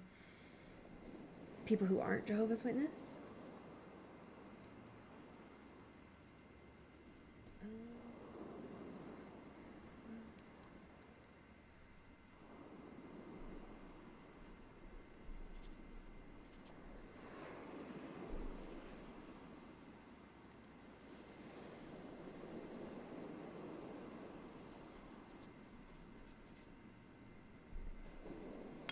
Oops.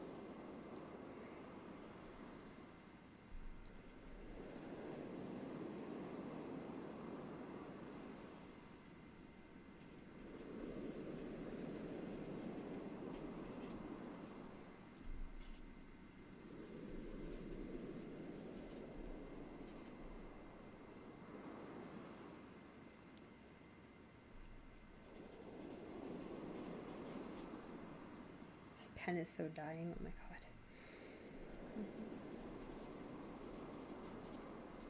It's the only Sharpie I could find in the whole house. For some reason, they're all gone.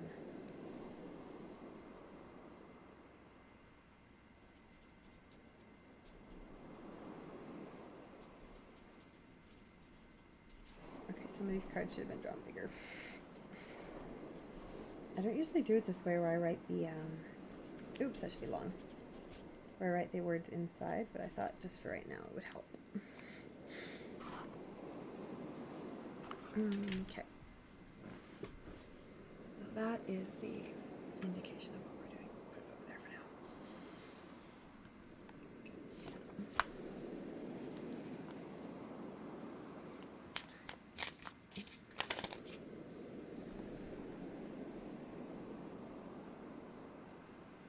Yeah, your entire family is Jehovah's Witness, and only a few are not. Okay, a few are not, though. That's at least something. That's good. Someone who, people, especially if it's people who have also left and kind of can understand what that's like to go through it. They gave you a Bible when you were in San Francisco and later led a rather unsuccessful campaign in Australia to convert Australians. Maybe your friend who left, she offered a place in her house to stay, but you worry you'll lose your financial status of SSI because you got it with the help of your mom, because you suffer from depression, anxiety, Marfan syndrome, and other issues. Oh, interesting. I mean, if you got, like, officially approved for that status, it should be, I would hope it would be stable regardless of where you're living. Make sure you look into it though, because those things can be very tricky and sometimes they work the opposite of the way they should. So, for instance, if you leave home, you need more help than less. But sometimes those systems are written really badly so that when you move, now suddenly you don't get the financial support anymore because who knows, like disability payments can often have weird things like that. I have a couple friends who've had to deal with that, kind of like splitting up from their partner or having to keep a roommate that they're not even really a roommate with anymore, just in order to keep the government happy. And it's really annoying and dumb that they make all these weird hoops.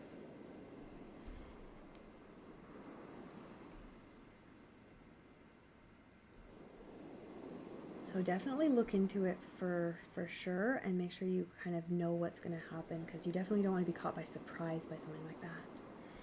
A large percentage of Australians are atheists or non-religion, something like 30 to 60%. A lot of people identify culturally with their religion despite not actually believing it. Yeah, I'm in Canada, and it's kind of similar here. There's a lot of people who really just, maybe they have a family connection, but at the end of the day, they don't believe in it, right? That's kind of where I'm at. People might be culturally Jewish or culturally Islamic or Catholic, but not really believe in all the details. Oh, you worry about updating the information. Yeah, make sure you get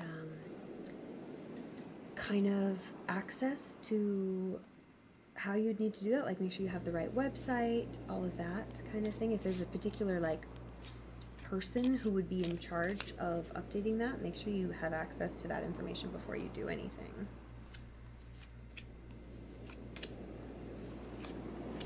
1, 2, 3, 4, 5, 6,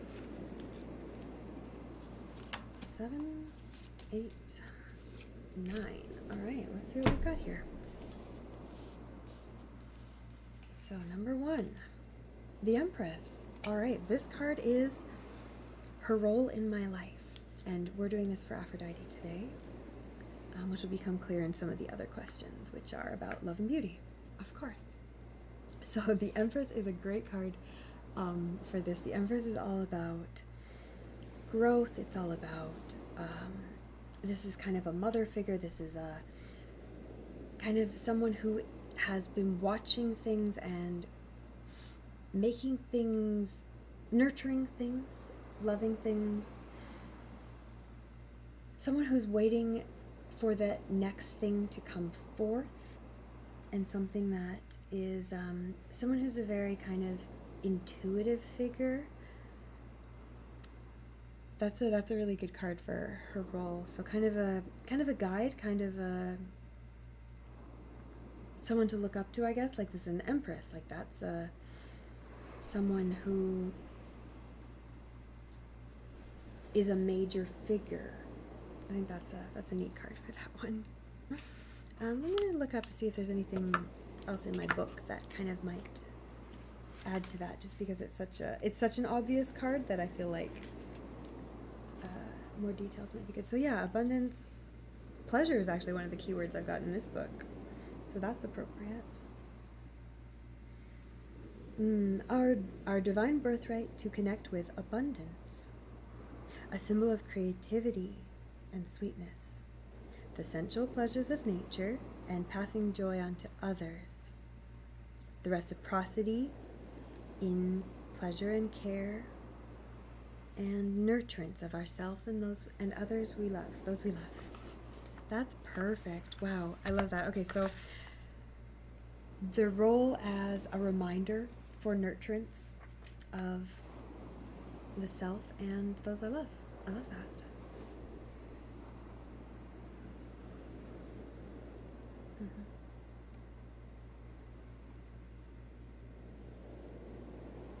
Yeah, hopefully you'll be more independent soon. That's a good goal. This reading is it's a new spread I'm just working on, kind of, I wanted to do a bunch of stuff for Aphrodite because April was just happening, which is kind of a good month. And then we have a festival for Aphrodite coming up, I think in June. So I wanted to have stuff prepared for that as well. So I'm just going through it, kind of. But this spread would also work for any other deity or guide that you have in your life.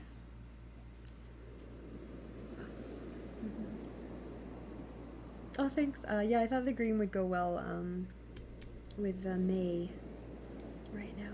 Into lucid dreaming. I love lucid dreaming. All right, card 2 is this one. All right. This is what can I do to honor her? Five of Wands. Oh, interesting. This is kind of a conflict card.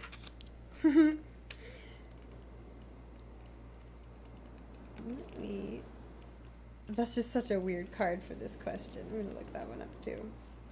Because this is really, I mean, Aphrodite is kind of known as someone who can get into trouble and fights and kind of that kind of stuff. Yeah, okay, so conflict, miscommunication, and pride. So, okay, when your passionate heart gets you in trouble.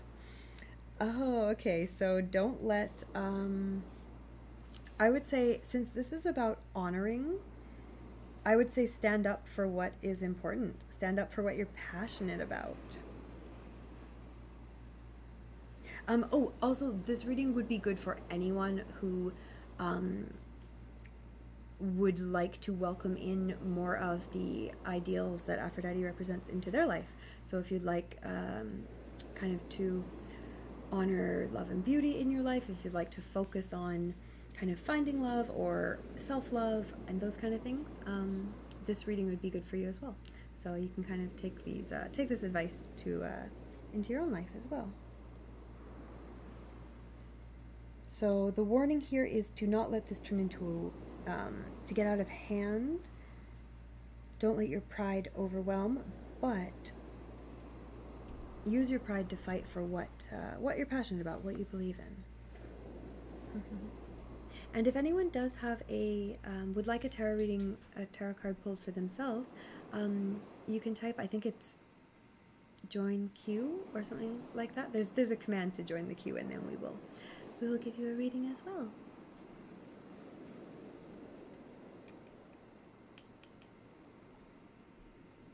Oh yeah, I can pull you a card after this, absolutely, True Biscuit.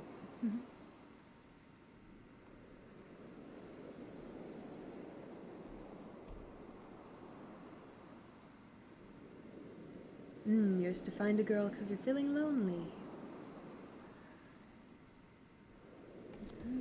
Alright. Card number 3, how can I strengthen the relationship? The World. Oh, interesting. Okay, this card is all about happiness. It's about opportunities. It's about good things coming. It's a very joyous, happy card. It's about the kind of everything coming together. So to strengthen the relationship, this is a really interesting spread today because these are not the cards I would have expected to pop out. But I mean, that's why tarot's so great, because it surprises you. Which is actually why it works.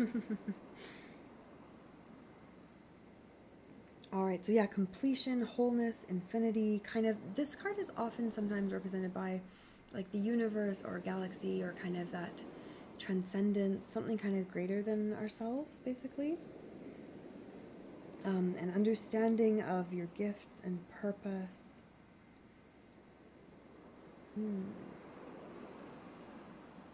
Let your journey bring you stability and harmony with everything you've learned. Okay, so I'm really feeling on this. The question for this card is, how can I strengthen the relationship? I would say lean into kind of that opportunity, that joy, that connection with the world and the greater outside of yourself. Kind of feeling like a part of the world instead of just your own individual life, which I think is probably pretty good advice in general.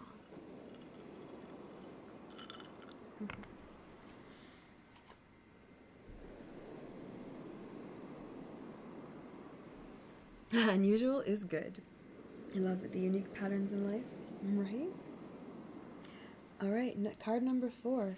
What parts of me need to feel loved? Strength. All right, so the strength card is interesting for this one. The strength card is all about judicious and appropriate and gentle application of strength. This card is often represented by a woman and a lion, but they're not fighting and they're not like in danger. It's about kind of working and cooperating together.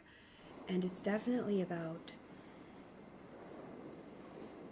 the appropriate, like using strength to help instead of to hurt, to being in control, to make sure you are knowing that you have inner strength and using it when you need to, as well as external strength, actually interacting with the world.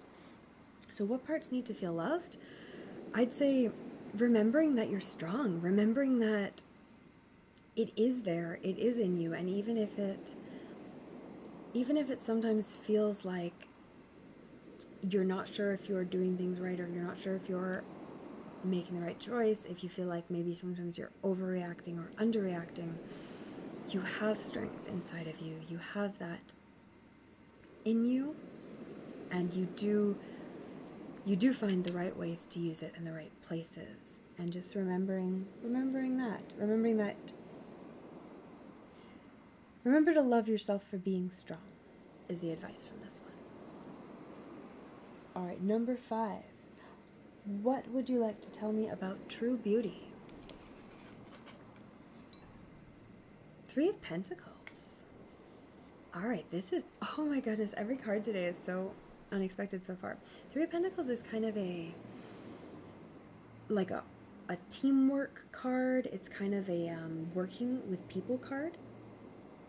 So I'd say in this case, looking at beauty, this would definitely be about kind of working with others, basically. Like, I guess cooperation, harmony, community. I think that's a great, that's an interesting kind of representation of beauty. Kind of that connection with others. Also things like collaboration, like sharing of ideas, working together on something. Oh, I like that actually. I like that as kind of a beauty in the representation of creating something with someone else. Kind of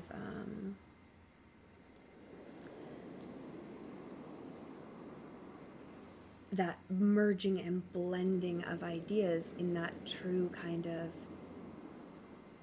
fertile way. I love that this card popped up on top of the Empress, which is all about creation of something new. And then this is about working with others to create something new. Oh, I really like those 2 cards together, actually. I keep being like, these cards are so weird today, but no, that actually really works really well.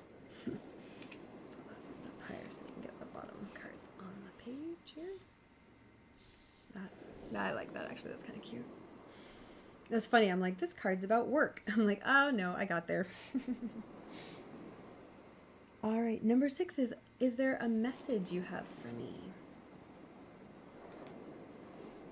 8 of Pentacles. This is another kind of hard work card. This is a diligence card. This is about sticking with something even though it's tough. This one actually definitely speaks to me because I'm definitely personally feeling kind of in the middle of a lot of hard work right now.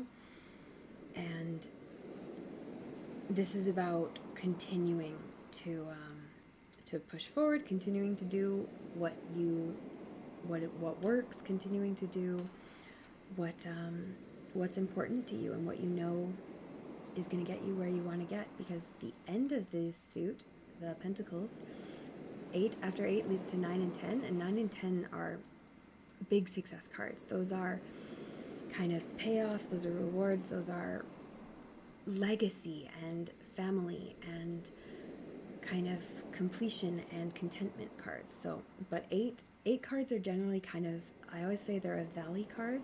They're kind of feeling stuck in the middle of something when you can't see the end and you don't quite know if you're maybe still on the right path. You start to doubt yourself.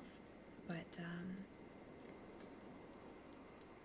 as an advice card, as a message card, this is definitely a keep on doing what you're doing card, because you're on the right path. It's just I like how this card is a wheel too.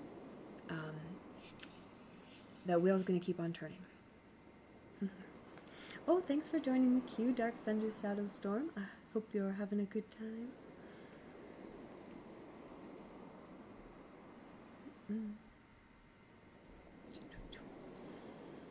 You love the numbers 3, 6, and 9. Are those good numbers? I mean, yes, like any number can be a good number. Why is it that you love them? If you're going to say, well, I don't know, I just do, spend some time kind of free writing about it or meditating about it. Like, what is it that it represents to you? What is it that it reminds you of that makes you like them? What is it that you associate those numbers with? Kind of, how did you come to separate those numbers out from the rest of them?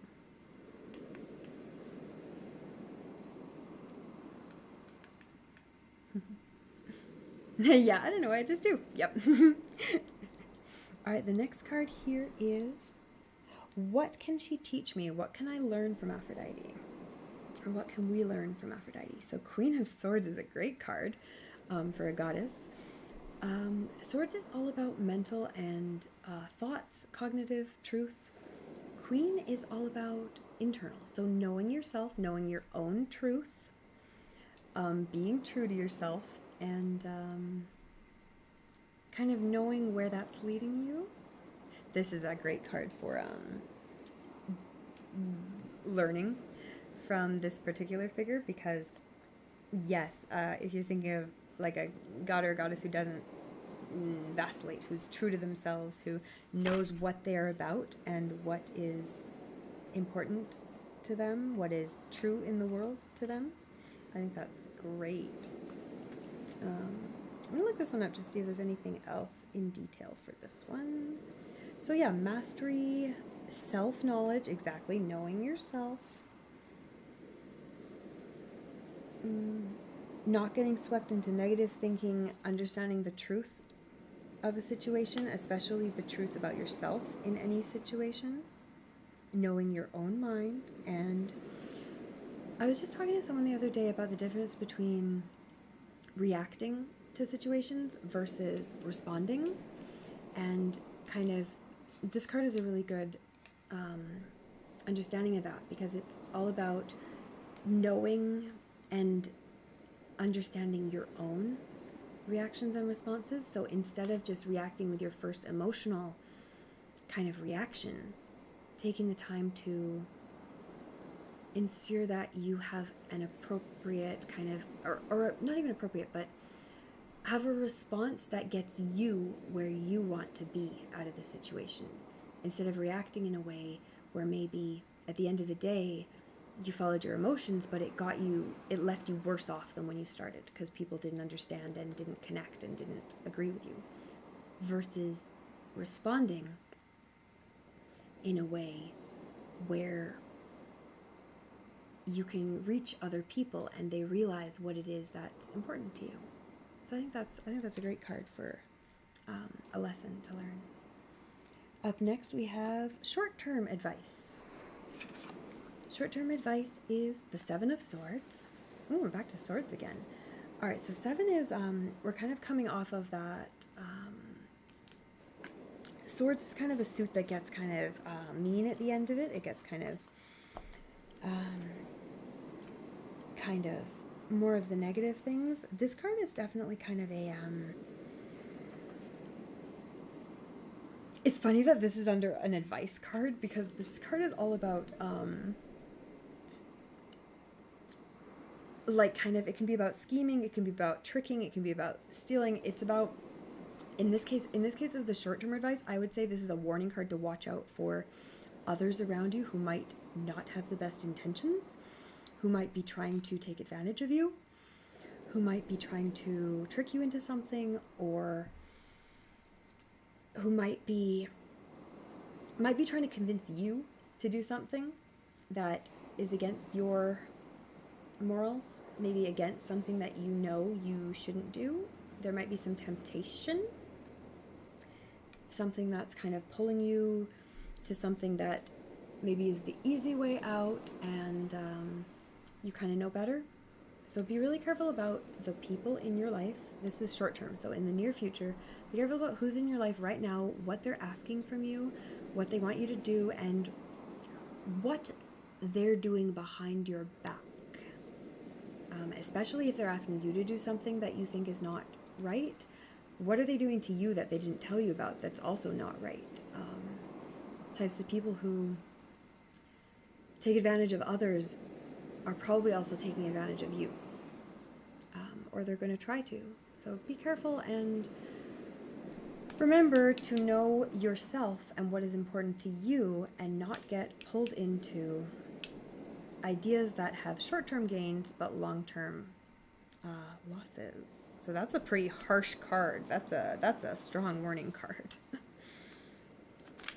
All right, so next up we have long-term advice. How do you free write? So free writing is basically where you take I really like doing it on paper with a pen, but you can do it on a computer as well. Basically, you take a blank page and you just start writing. And you don't edit, you don't think about what you're writing, you don't write about anything in particular. You can start with a prompt, something like, I feel, or I'm angry about, or I want this to happen, or any prompt you want, anything that you think will get you writing. That's why anger can be a good starting point, because most people start flowing their thoughts very freely when they're angry about something. It's basically you just keep going. You just let everything flow out, and it doesn't have to make sense.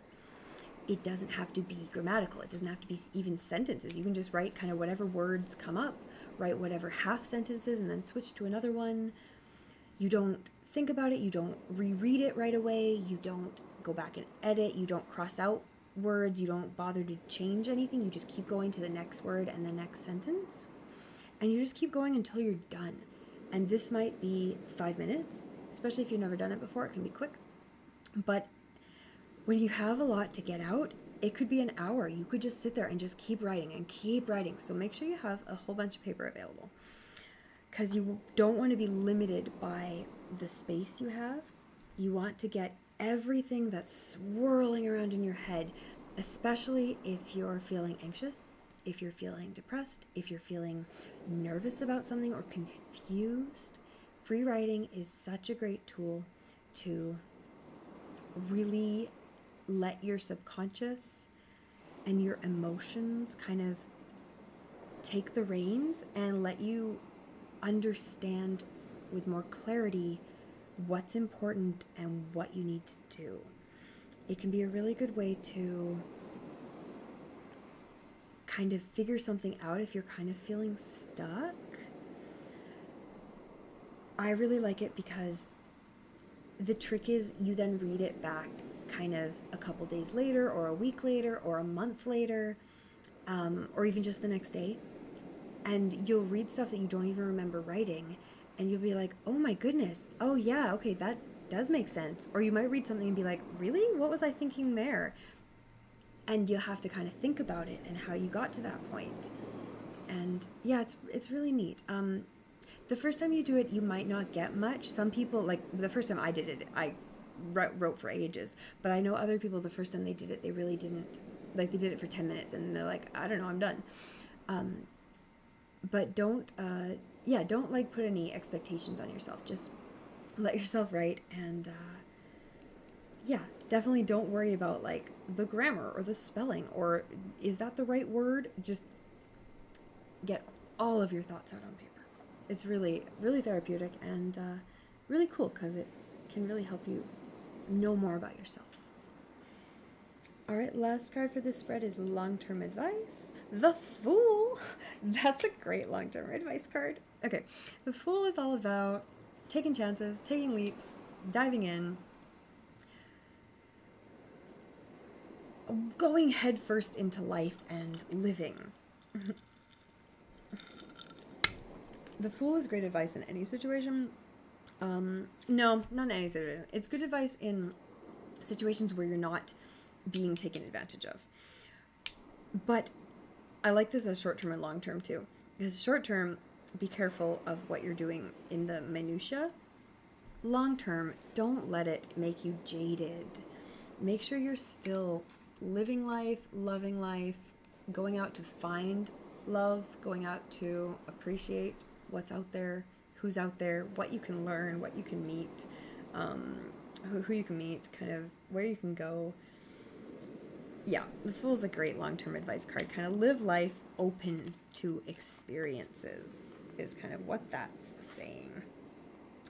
Be ready for new journeys, be ready for the unknown, but don't expect like you have to understand everything. Don't expect like you need a plan for everything. Don't feel like you need to have everything organized, because even if you think you do, life is going to, change things up. It's going to mess everything that you think. Is there a raid? Oh my goodness, let me check. Raid! Thank you for the raid, Firefada. How was your stream? Did you have a good day today? Mm-hmm. Thank you for alerting me to the raid. My streaming program doesn't show me when people raid, it just shows me the chat. So that's actually really useful. How exciting! Welcome in, everyone. We're just finishing off a tarot spread for connecting with a deity. In this case, we are doing kind of connecting with Aphrodite.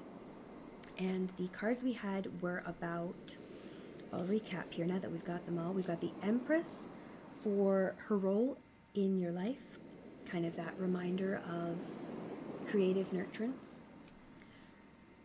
For what can I do to honor Aphrodite, we have the Five of Wands, so fight for what you believe in. We have how can I strengthen the relationship, the World, which actually ties really nicely into the Fool. I love this circular spread because you can see connections between the cards. So the World and the Fool, kind of all the good things in life, finding joy, finding happiness, finding connection, and finding that next level, that connection to the world, to humanity, to others, to your community. After that we have what parts of me need to feel loved. Where am I? So 4, we had strength. So remember that you are strong, that you have inner and outer strength. We have what do you need to tell me about true beauty? This was a weird card here because Three of Pentacles is all about kind of teamwork and working, but I love it next to the Empress because you really get that kind of what is true beauty, like creative collaboration, working with others, being inspired by others, and producing something greater than yourself, creating something. And I love it on top of the Empress because you have that kind of connection to like fertility and the creation of something with someone else. After that we have a message for me. We have the Eight of Pentacles. So even if it feels like you're kind of in the grind, keep going, you're on track, keep working your plan and doing what you know is en route to your goals. We have what can she teach me, or what can I learn? Queen of Swords. So know yourself, be true to yourself. And this card plays really nicely into the next card, which is short-term advice, Seven of Swords. So be aware of those looking to take advantage of you, of those who might lead you into a path of behavior that you might regret. Know yourself and what's right, and watch out for others around you who might be not so nice. Last up we had long-term advice, the Fool.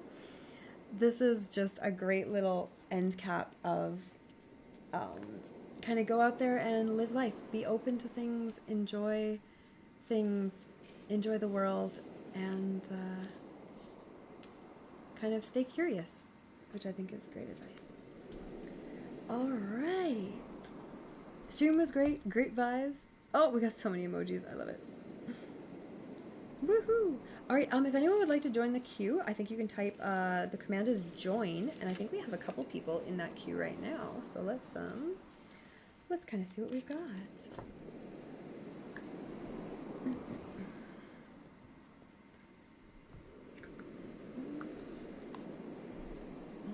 right, let me try and put these in upside down. There we go. Okay, so that was the Aphrodite tarot spread. Excellent. Okay, I think I got through all the things I wanted to do tonight, so I'm feeling good about that. Okay, and I've got my delicious cherry juice. We've got our kind of our, that's too far, our libation over here with our flowers. We've got our little altar as well, looking beautiful. Wonderful. Pull that back a bit, it's too much. Okay. Dun dun dun. All right. Cue.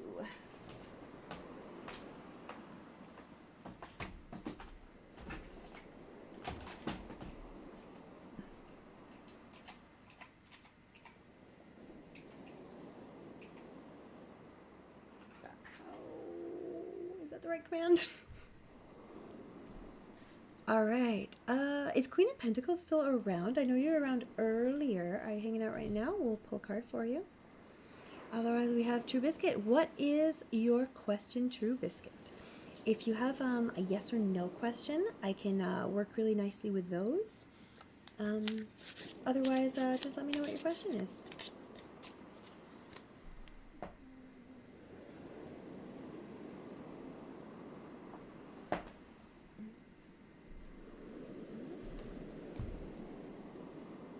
And welcome in, everyone. I hope you're enjoying the stream, and we got some kind of chill vibes for you today.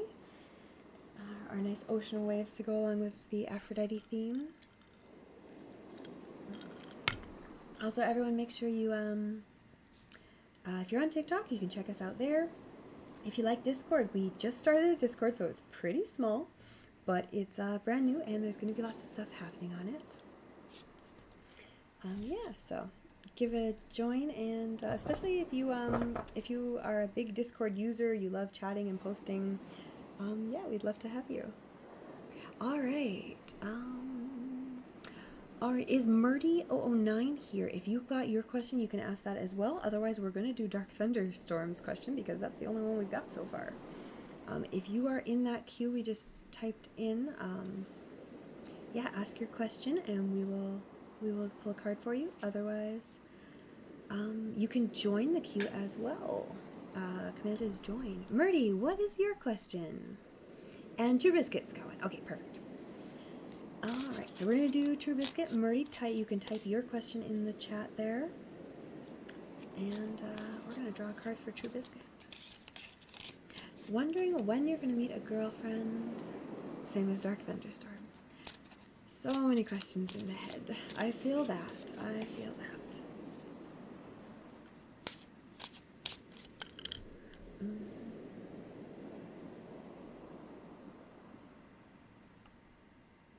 Alright, so let's see what we've got for first off.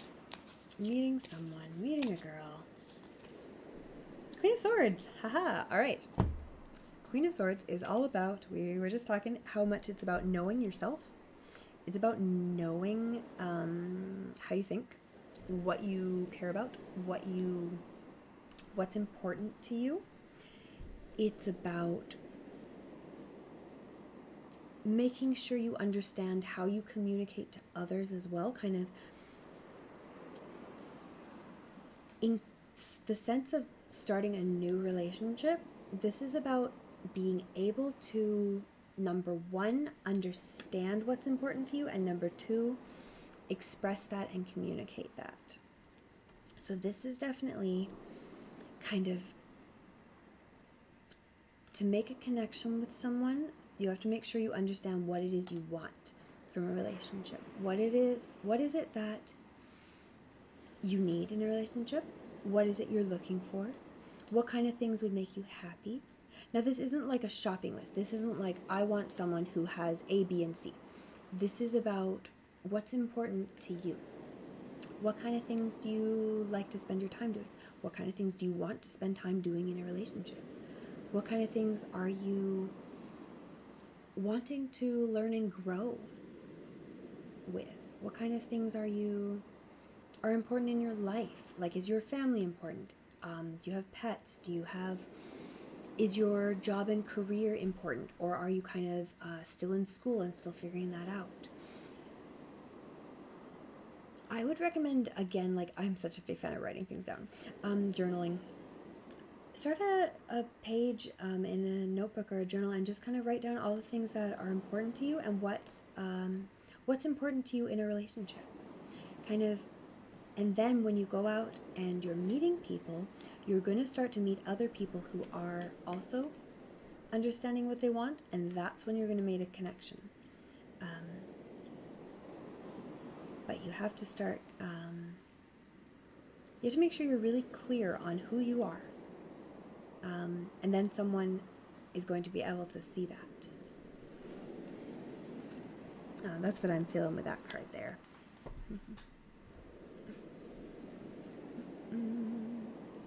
Alright. Murdy is up next. Wondering how to improve motivation. You have so many assignments and suddenly lost all motivation to continue to study. It's for university. Feeling very burnt out. Okay, I feel that question very, very hard. I definitely hit that point when I was in school, where it was kind of like, can I even finish this degree? Like, I don't know. I had all these great plans and goals and systems, and then it just kind of fell apart. So let's, but I got through it. So, you can do it too. Let's pull a card for you. Motivation is all about understanding. Okay, so there's some practical advice and some emotional advice. The emotional advice is understanding what's important to you and not pushing yourself into something that maybe you're doing for the wrong reasons.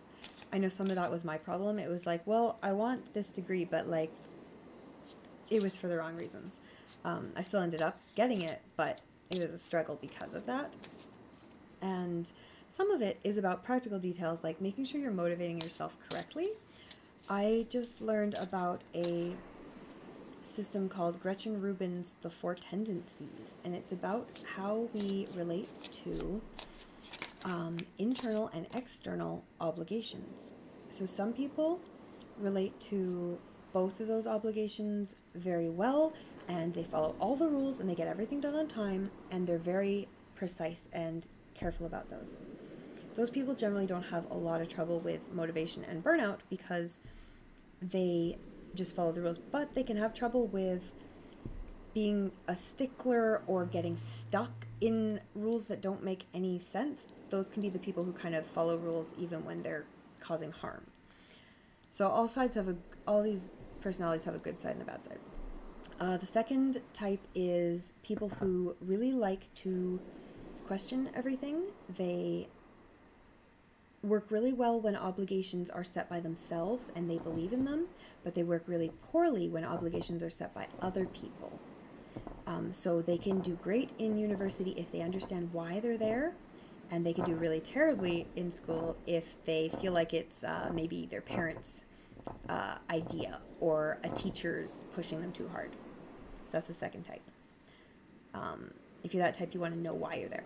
If you're the third type, you respond really well to external obligations and poorly to internal ones. So external obligations like school will work really nicely because you just follow the rules, you do everything they need to do, and you get your degree.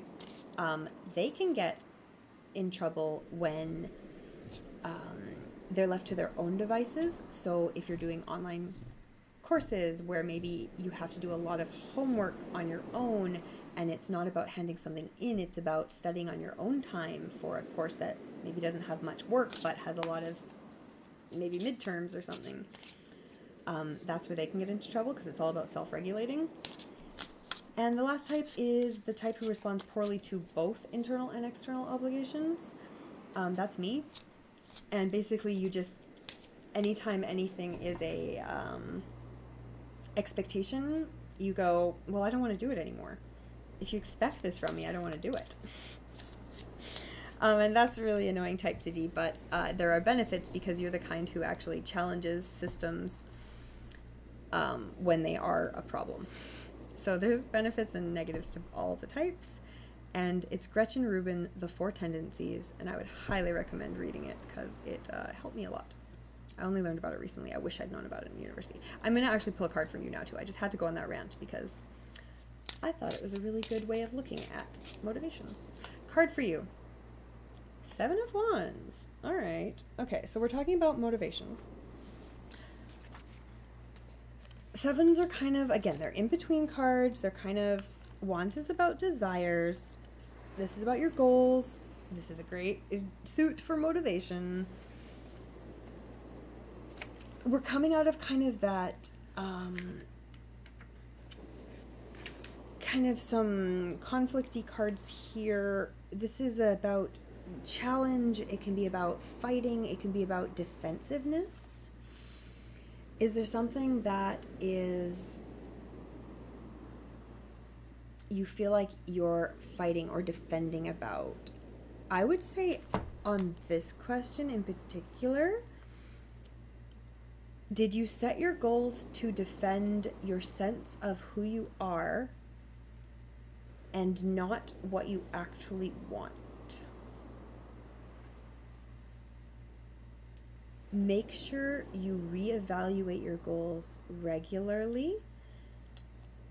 And also, did you set your systems? Like, did you make a study schedule that looked great on paper, but maybe in reality doesn't account for the fact that, hey, actually you need rest. Hey, actually you need some free time to watch TV and hang out with your friends. And if you try to schedule all your time to study, your subconscious will schedule time to relax anyways. This is something I struggled with, where it'd be like, okay, I'm gonna work so hard this week, I'm gonna, do nothing but school.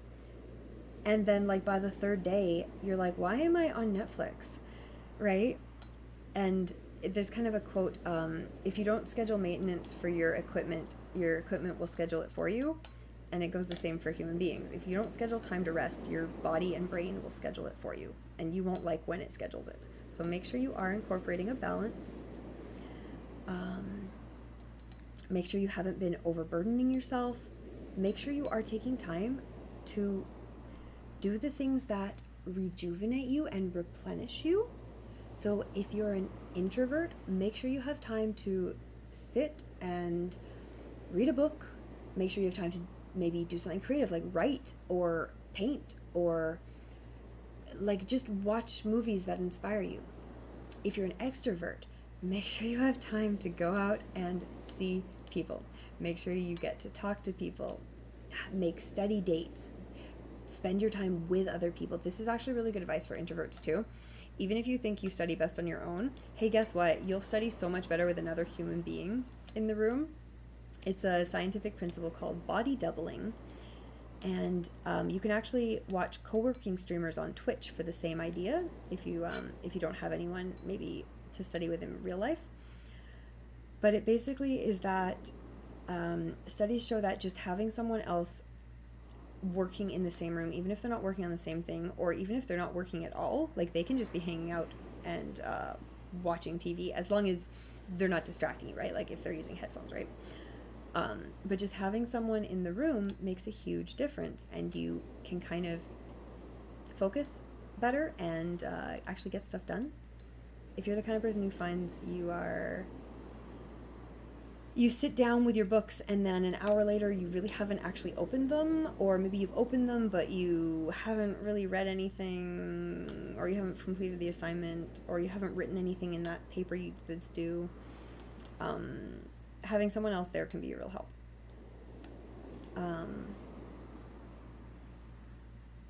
So stop trying to fight so hard the way you think it should be done.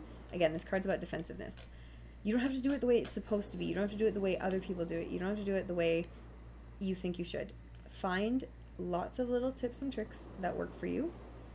If you think you might be ADD, talk to a doctor, because getting medication for that, and sometimes it's not even medication, sometimes it's just understanding and having extra tips can make a huge difference. Or if you think you might have anxiety or depression, talk to a doctor again.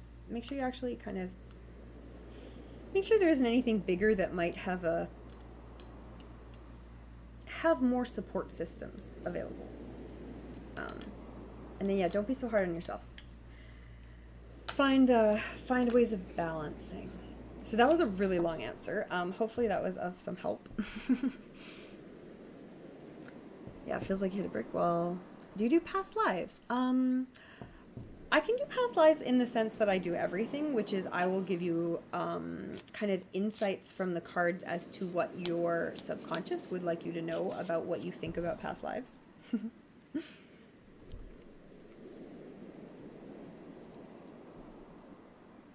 You haven't written any study schedule. You just keep in your mind what time you have left to study and what you need to study. Okay, so maybe you actually need more structure, right? And just be careful with making structure too, and that be willing to change it. Like try it for a month and then or even a week and be like, is this working for me or is it not working? Did I plan to do X, Y, and Z and then I only did X and Y? Okay, well, what do I need to change going forward? Because some people get locked into a schedule that they never meet. It's like, I'm going to go to the gym 5 times this week, and then they go once every week, and they're still saying a year later, I'm going to go 5 times this week. And it's like, no, you're not. Understand what's practical and what works for you and what doesn't. Like, if you want to go to the gym more, you need to change the system. You can't just, or like, let's say the library. If you want to go to the library 5 days a week, but you're only going 1 day a week consistently, like, something's not working. You need to change the system and find a different pattern or a different mechanism. Ooh, read Atomic Habits by James Clear. That's another book I'll recommend if you're having trouble with motivation or studying. It's all about setting your environment up for success, setting routines up for success, making sure you reward your subconscious for doing the things you want it to do.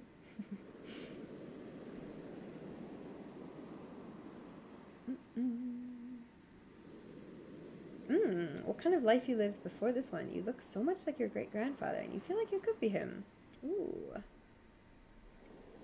Yeah, you've heard of the Atomic Habits. It's been really popular lately because it's amazing. It's actually, like, it has just, I think our research on habits finally got to the point where we have some like really good practical advice, because there's been tons of advice on habits and motivation and procrastination for 100 years, but most of it's been terrible. Most people who write books on advice on that kind of stuff, they use what works for them, and as I just detailed with the 4 tendencies, what works for one person will only work for people in that tendency. And so if you're taking advice from people who are a different type than you, it can actually backfire. This is something I had to learn, because a lot of motivation advice is like, make a goal with someone and set a pact that you're both going to do it together, and if you don't do it, then they'll hold you accountable. And that backfires with me, because I just go, well, no, I'm just never going to talk to you again. Like, the opposite. I just go like, well, no, I didn't do it. And then it's like, what are you going to do? Right? So you have to kind of make sure the advice you take is appropriate. And the advice in Atomic Habits is actually really appropriate for everyone. It actually has a lot of different options for no matter what style you are. And they don't talk about the styles, but if you know about them, you can use it with that and kind of pick the tips that will work best for you. All right, am I missing anyone? I saw that Q pop up a second ago. If Queen of Pentacles is here, we can do you. I think we've got Dark Thunder Shadow Storm is up now. Did you type out your question already? Let me scroll a little bit and see if I can see it. But yeah, I love talking about motivation and studying and study habits and goal setting, because I have spent a lot of time researching it and looking into it and trying to figure stuff out. All right, so Dark Thunderstorm said, what's happening in my past, present, and future? Okay, so that's a lot of a question. If you like, I can just draw kind of a general reading card for you, or if you have a more specific question that you want to narrow down, I can do that for you as well. So let me know. Oh, you've been already. Okay, good. All right, so is True Biscuit the only one left? Thank you for the joining in on the raid, Parrot King. I hope you're having a good time. Trying to find a pathway. All right. Oh, okay, so you've been trying to find a pathway. Excellent. Okay.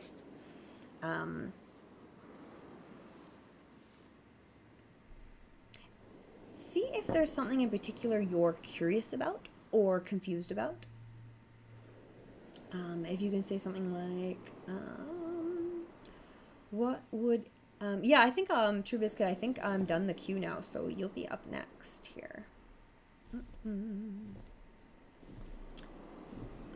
of something like, would X be a good step to find my next path? What should I focus on for my path? Where should I be looking for my path? What's important to pay attention to right now? Questions like that are usually pretty good.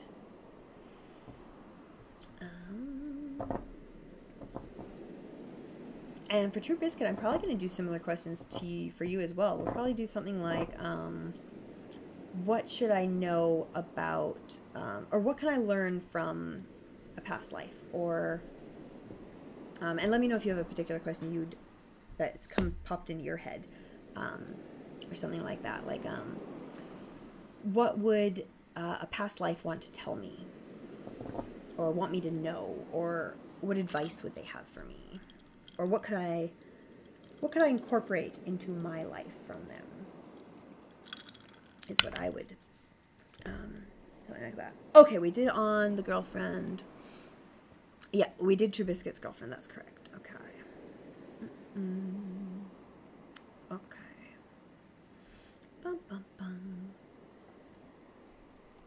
Well, tarot doesn't give, like, confirmed answers like that. It's not good with anything like, and some people will tell you it is, but they'll tell you a lot of things. Tarot is best for connecting with... Tarot can't tell you anything you don't already know. Let's put it that way. Tarot is really good for connecting you with things that you've been confused about, that you've been avoiding, that maybe you've had trouble understanding. It's really good for exploring yourself and your connection to others, and kind of your life, like what you want to do, how you relate to your past, things like that. So, I mean, especially if you're feeling this connection with your great-grandfather, do you know a lot about him? Do you know kind of like what he did practically, what he was like as a person, what he was like as a family member, kind of stuff like that? Or is it really just like kind of the family doesn't, know much about that history, they but you have a picture, and it's you saw that similarity, and it really really kind of made an impression on you.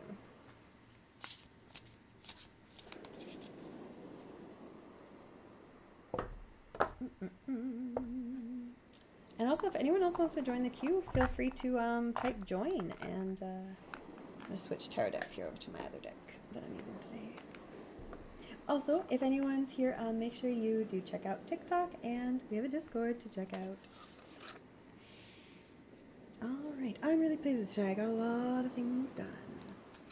Okay, he was an artist and had... So, tell me what Marfan syndrome is. I don't know what that is.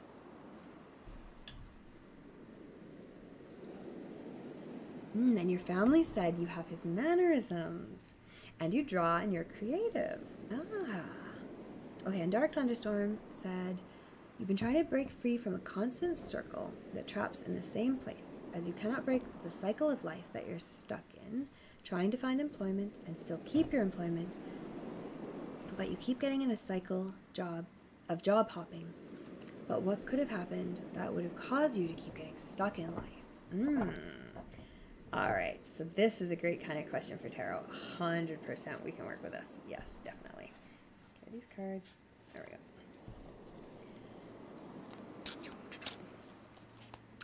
it's law and features affecting taller people. Abe Lincoln had it. Okay, I have heard of that before, yes.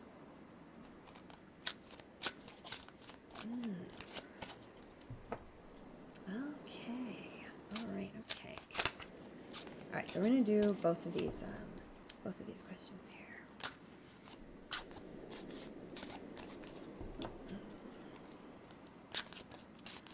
Alright, so we're asking about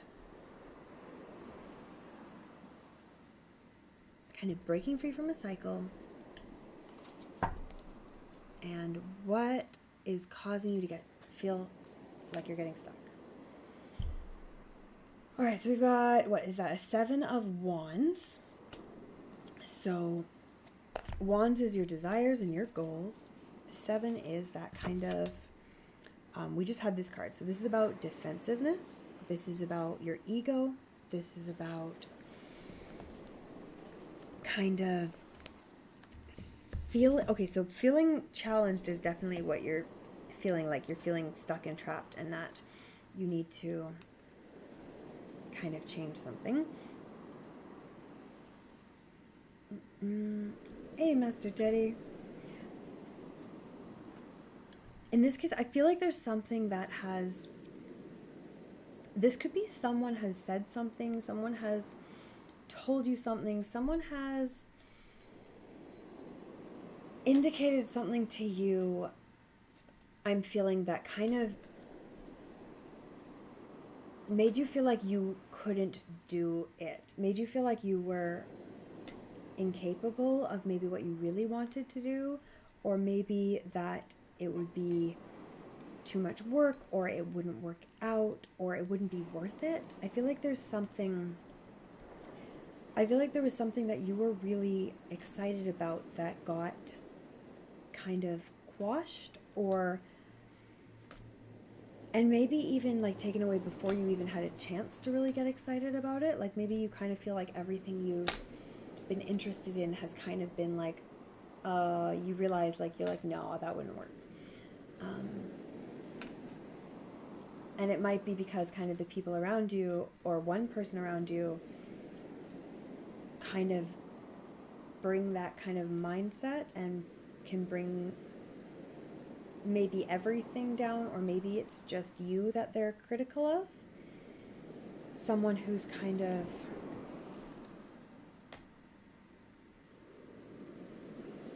makes you wonder what you even should be doing or should be focusing on.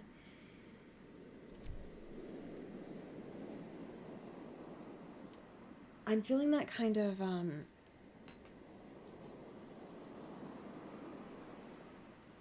feeling threatened. I'm feeling like you don't have the mental space or the time or the energy to kind of, you feel like you're constantly under attack from all sides. Like if you're like this, maybe the job is keeping you really busy, maybe life is keeping you really busy, and you don't have time to actually figure out what you want.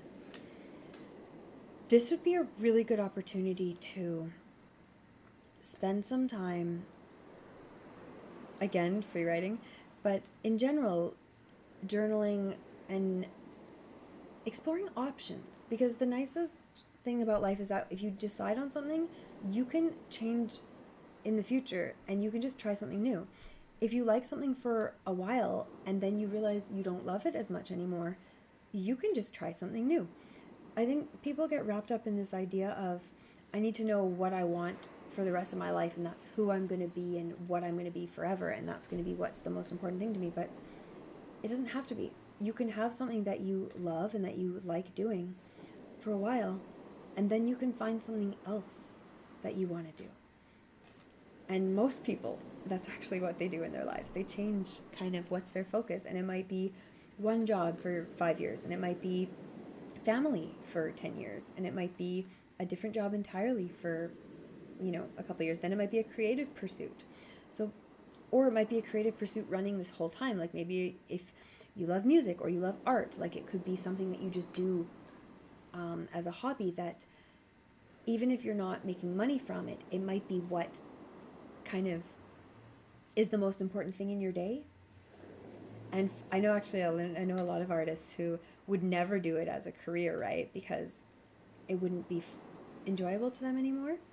And musicians too, right? Like all those creative pursuits. Sometimes you want something that brings the spark of inspiration to your life, but you don't want it to be how you make money. So consider those options too. And also, I would give a Google search for things like kind of exploring workbooks for connecting with kind of like, I'm trying to phrase this succinctly, but really just stuff about like your own thoughts about your values, your likes and dislikes, things you want to do, things you don't want to do, things you love, things you enjoy spending time doing, things that are important to you. Kind of like there's lots of people on the internet who've posted workbooks and just prompt lists of things to kind of uncover kind of what stories you're telling yourself, because a lot of times you have a past experience that kind of becomes a defining memory even if you don't know it. And so if you start thinking like, oh well, I could never do X, and then you start picking at it and like digging into it, and you find like, oh well, I can never do X because I'm not that kind of person, or because I'm not good at so and whatever. And then you're like, well, why do I think that? Like, you know, you could learn anything, you could improve any skill, you could become better at whatever you want. So why are you holding yourself back from something? And then by digging through that, you can uncover the memory and the reason. Like, oh, well, you know, this teacher told me I was a terrible writer, or, you know, that teacher told me I was terrible at math, or my parents told me that our family is not good at science, or, you know what I mean? Like, whatever the memory is that, or the, and it could be a collection of experiences too. It could be like, well, I failed every, you know, like every paper I ever turned in got terrible marks in English class. You know, whatever kind of stories and experiences that have led you to the beliefs you have right now that are kind of guiding your life, it can be a chance to really uncover what it is that's driving you, and more than that, uncover what you want to work toward going forward. What do you want to do next? What do you want to see? Okay, so we're doing 2 cards for True Biscuit. So, and Thunderstorm said you were also interested in kind of a past life card. So I'll pull yours first, and then we'll move on to True Biscuit. So what your past life wants you to know: Dark Thunder Shadow Storm. We're gonna do that just because we're talking about you right now, and then we'll do True Biscuit. Hey Phil King, how's it going? The Discord has a link in the bio, but I don't have a command for it yet. But yeah, it's a brand new Discord, so please give it a look, and we're gonna start getting some conversations going there. All right, so this is past life for Dark Thunder. What does your past life want you to know? King of Swords, excellent. This is about knowing what you want. So the advice for you, and this is great ancestor advice too,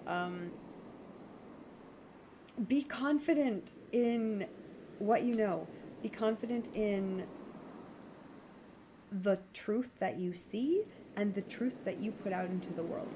Be clear about what you communicate. Make sure the words you speak are true. Make sure what you say to others represents your real thoughts. Make sure you're listening to others and hearing what they say. Make sure you're interacting with the world in a way that feels right to you, that feels true to your values and true to what you love, true to what's important to you. So this is just great advice for learning what you're about and then taking action on it. Don't hesitate. Go out there, act in a way that is in line with who you are and what's important to you. And yeah, you're going to do great. All right, let's do a card for, this is going to be same question for True Biscuit. And then I think we're going to be finished up for the night here. Yeah. Oh, we posted some stuff on random. Phenomenal. I'm excited. Alright, so for True Biscuit. Okay, that card popped out, and we're going to pull another one. Okay, so we have Queen of Wands. We're getting a lot of court cards today. Queen of Wands. We're getting a lot of Wands cards today, which is all about goals, which I love. Queen of Wands and Temperance. Temperance is it's one of those cards that's kind of like it feels like a boring card, and it's like the kind of advice you don't necessarily want to hear, because it's about patience, it's about balance, it's about taking things slow and doing things at the right time in the right amounts and all that kind of temperance stuff. Queen of Wands is more exciting, so I'll go through both of these in a bit more detail. Queen of Wands is about, so if kings are about acting, queens are about knowing. They're about understanding yourself. And Wands, as we've talked about, is about your desires and your goals and your dreams. So this is about the advice in working with your ancestor. And this, we're talking about the ancestor who you feel like, especially with that artist connection, that creative connection, which I love. This is like a powerful advice to understand, to gain a deeper understanding of what it is you want. So especially with that, I love kind of the artist connection here, because Queen of Wands is all about understanding what's important to you personally and kind of like desires, and it's a very like strong suit. And art is all about understanding your own desires and kind of the world and those desires. So I would say to really pull a deeper understanding of yourself into creative pursuits. Temperance is all about keeping that shit in line, like just not letting it drag you into problems. So everything in moderation, basically. Pursue new things, try new things. Don't get too wrapped up in any one thing. So if you're really focused on school, make sure you have time for creative pursuits. Make sure you have time for family and friends. Make sure you have time for balance and everything else you need in life. Make sure you have time to feed yourself properly, like eat healthy, real food. Make sure you have time to move your body, do some exercise, just go for a walk. It's about not getting too much on any one thing. And especially if you do have that artist kind of in you, that can be a real tendency to kind of go overboard. I know this because I have that problem. Kind of getting stuck on one thing and hyperfixating on it, right? And kind of maybe making something new kind of what you're all about. I love this combination. This is such a cool combination. Yeah, like spend some time figuring out what you love, what you're passionate about, and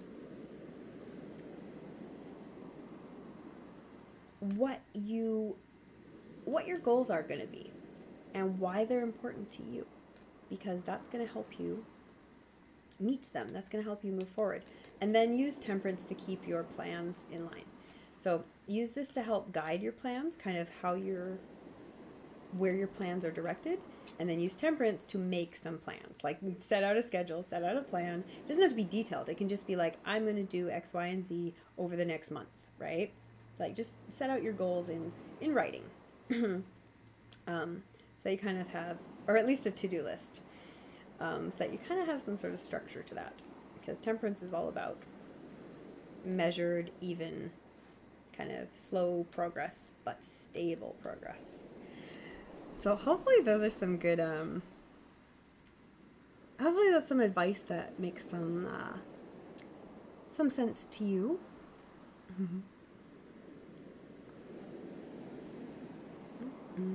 Overthinking, yeah.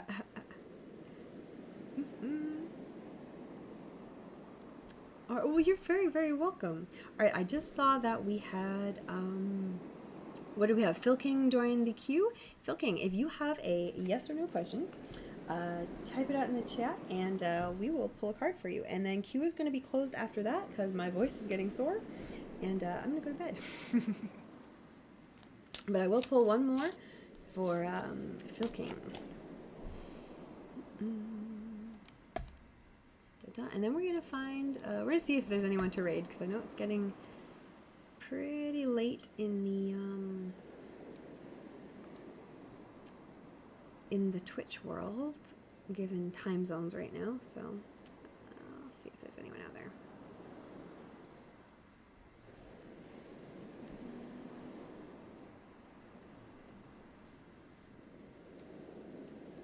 Alright, Phil King. Yes, you have a good night too, Trevisket. I will see you again sometime.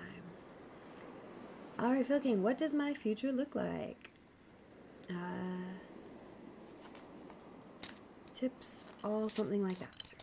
Alright, let's see if we have kind of, so this is basically a general reading kind of question then. So kind of some general things to look for or think about, that kind of stuff. Oh, okay. Ace of Cups is emotions. Ace is something new.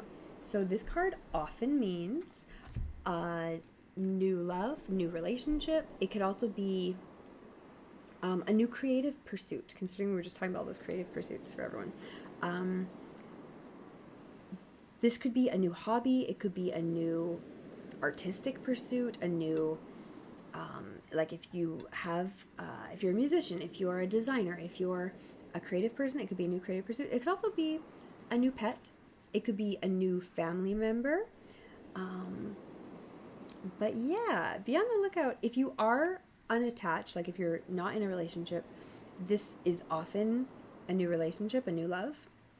If you're already in a relationship, it could be something more like, it could be a new friend, it could be a new passion, it could be a new,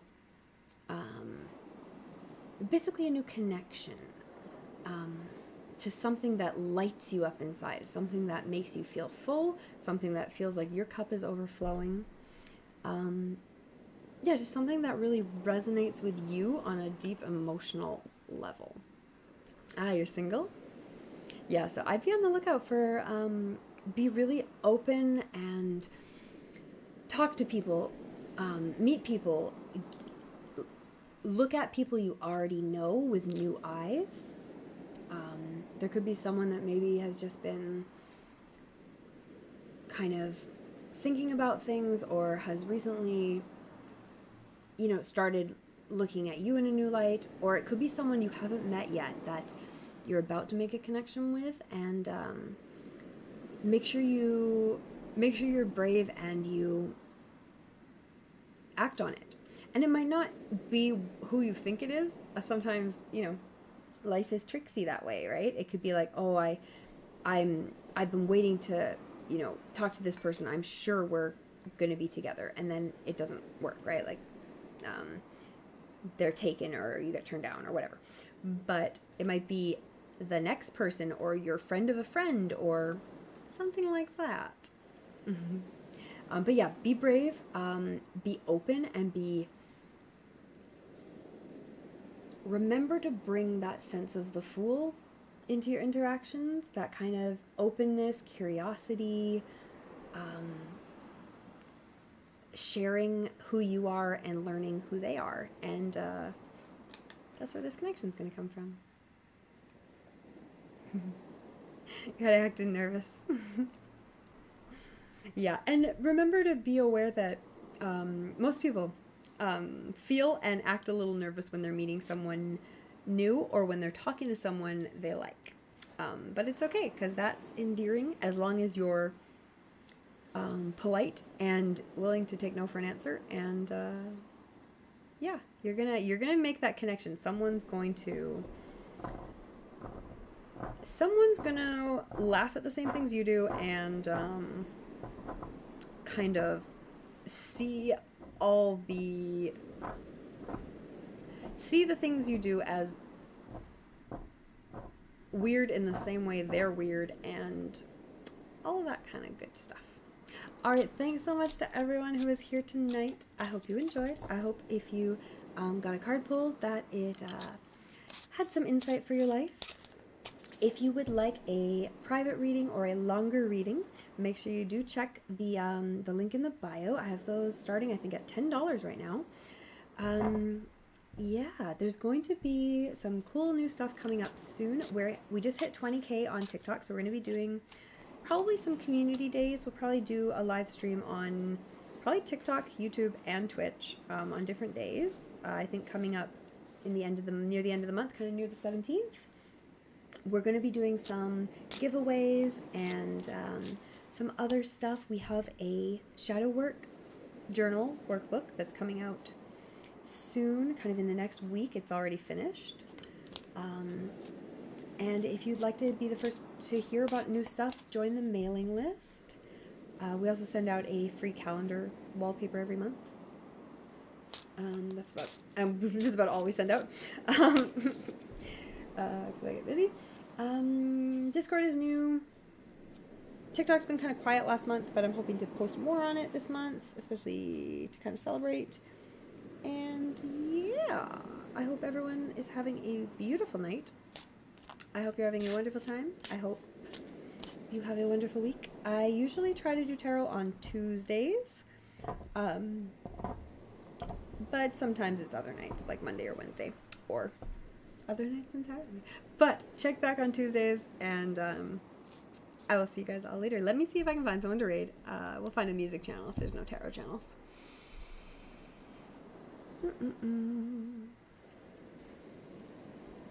Oh, what have we got here? Let's see what's up.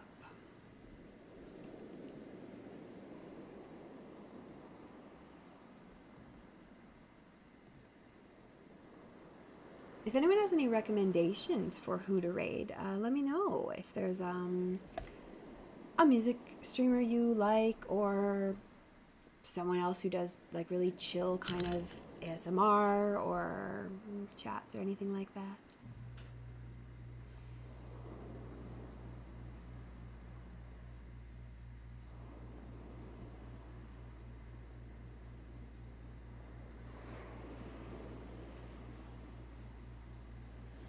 Okay, this looks pretty chill. Let's check this person out and see how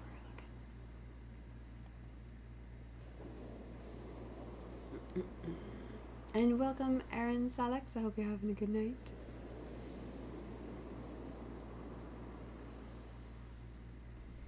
These crystals just look messy. Take some of those away.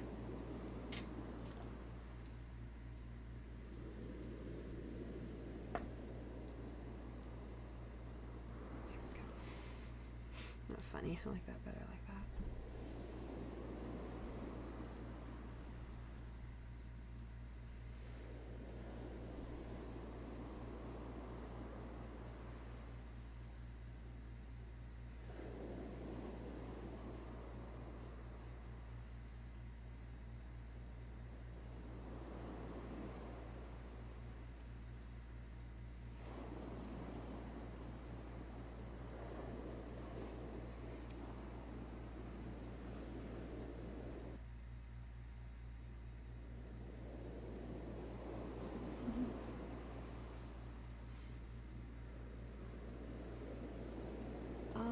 We've got,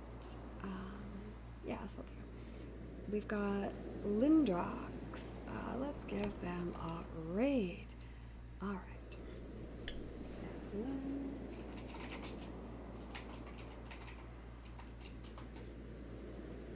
Looks like a nice kind of visual on the channel, which I'm always appreciative of. Off we go. All right. Everyone have a lovely night. Thanks for joining me here today. And, we're also going to be posting stuff on YouTube. I have a couple little kind of meditations or spells or that kind of stuff that's going to be going up on... I was actually going to record it tonight, but now my voice is sore, so I'm not going to record that tonight. But I will try to record it tomorrow and get it posted the next day. God, I haven't edited a YouTube video in forever.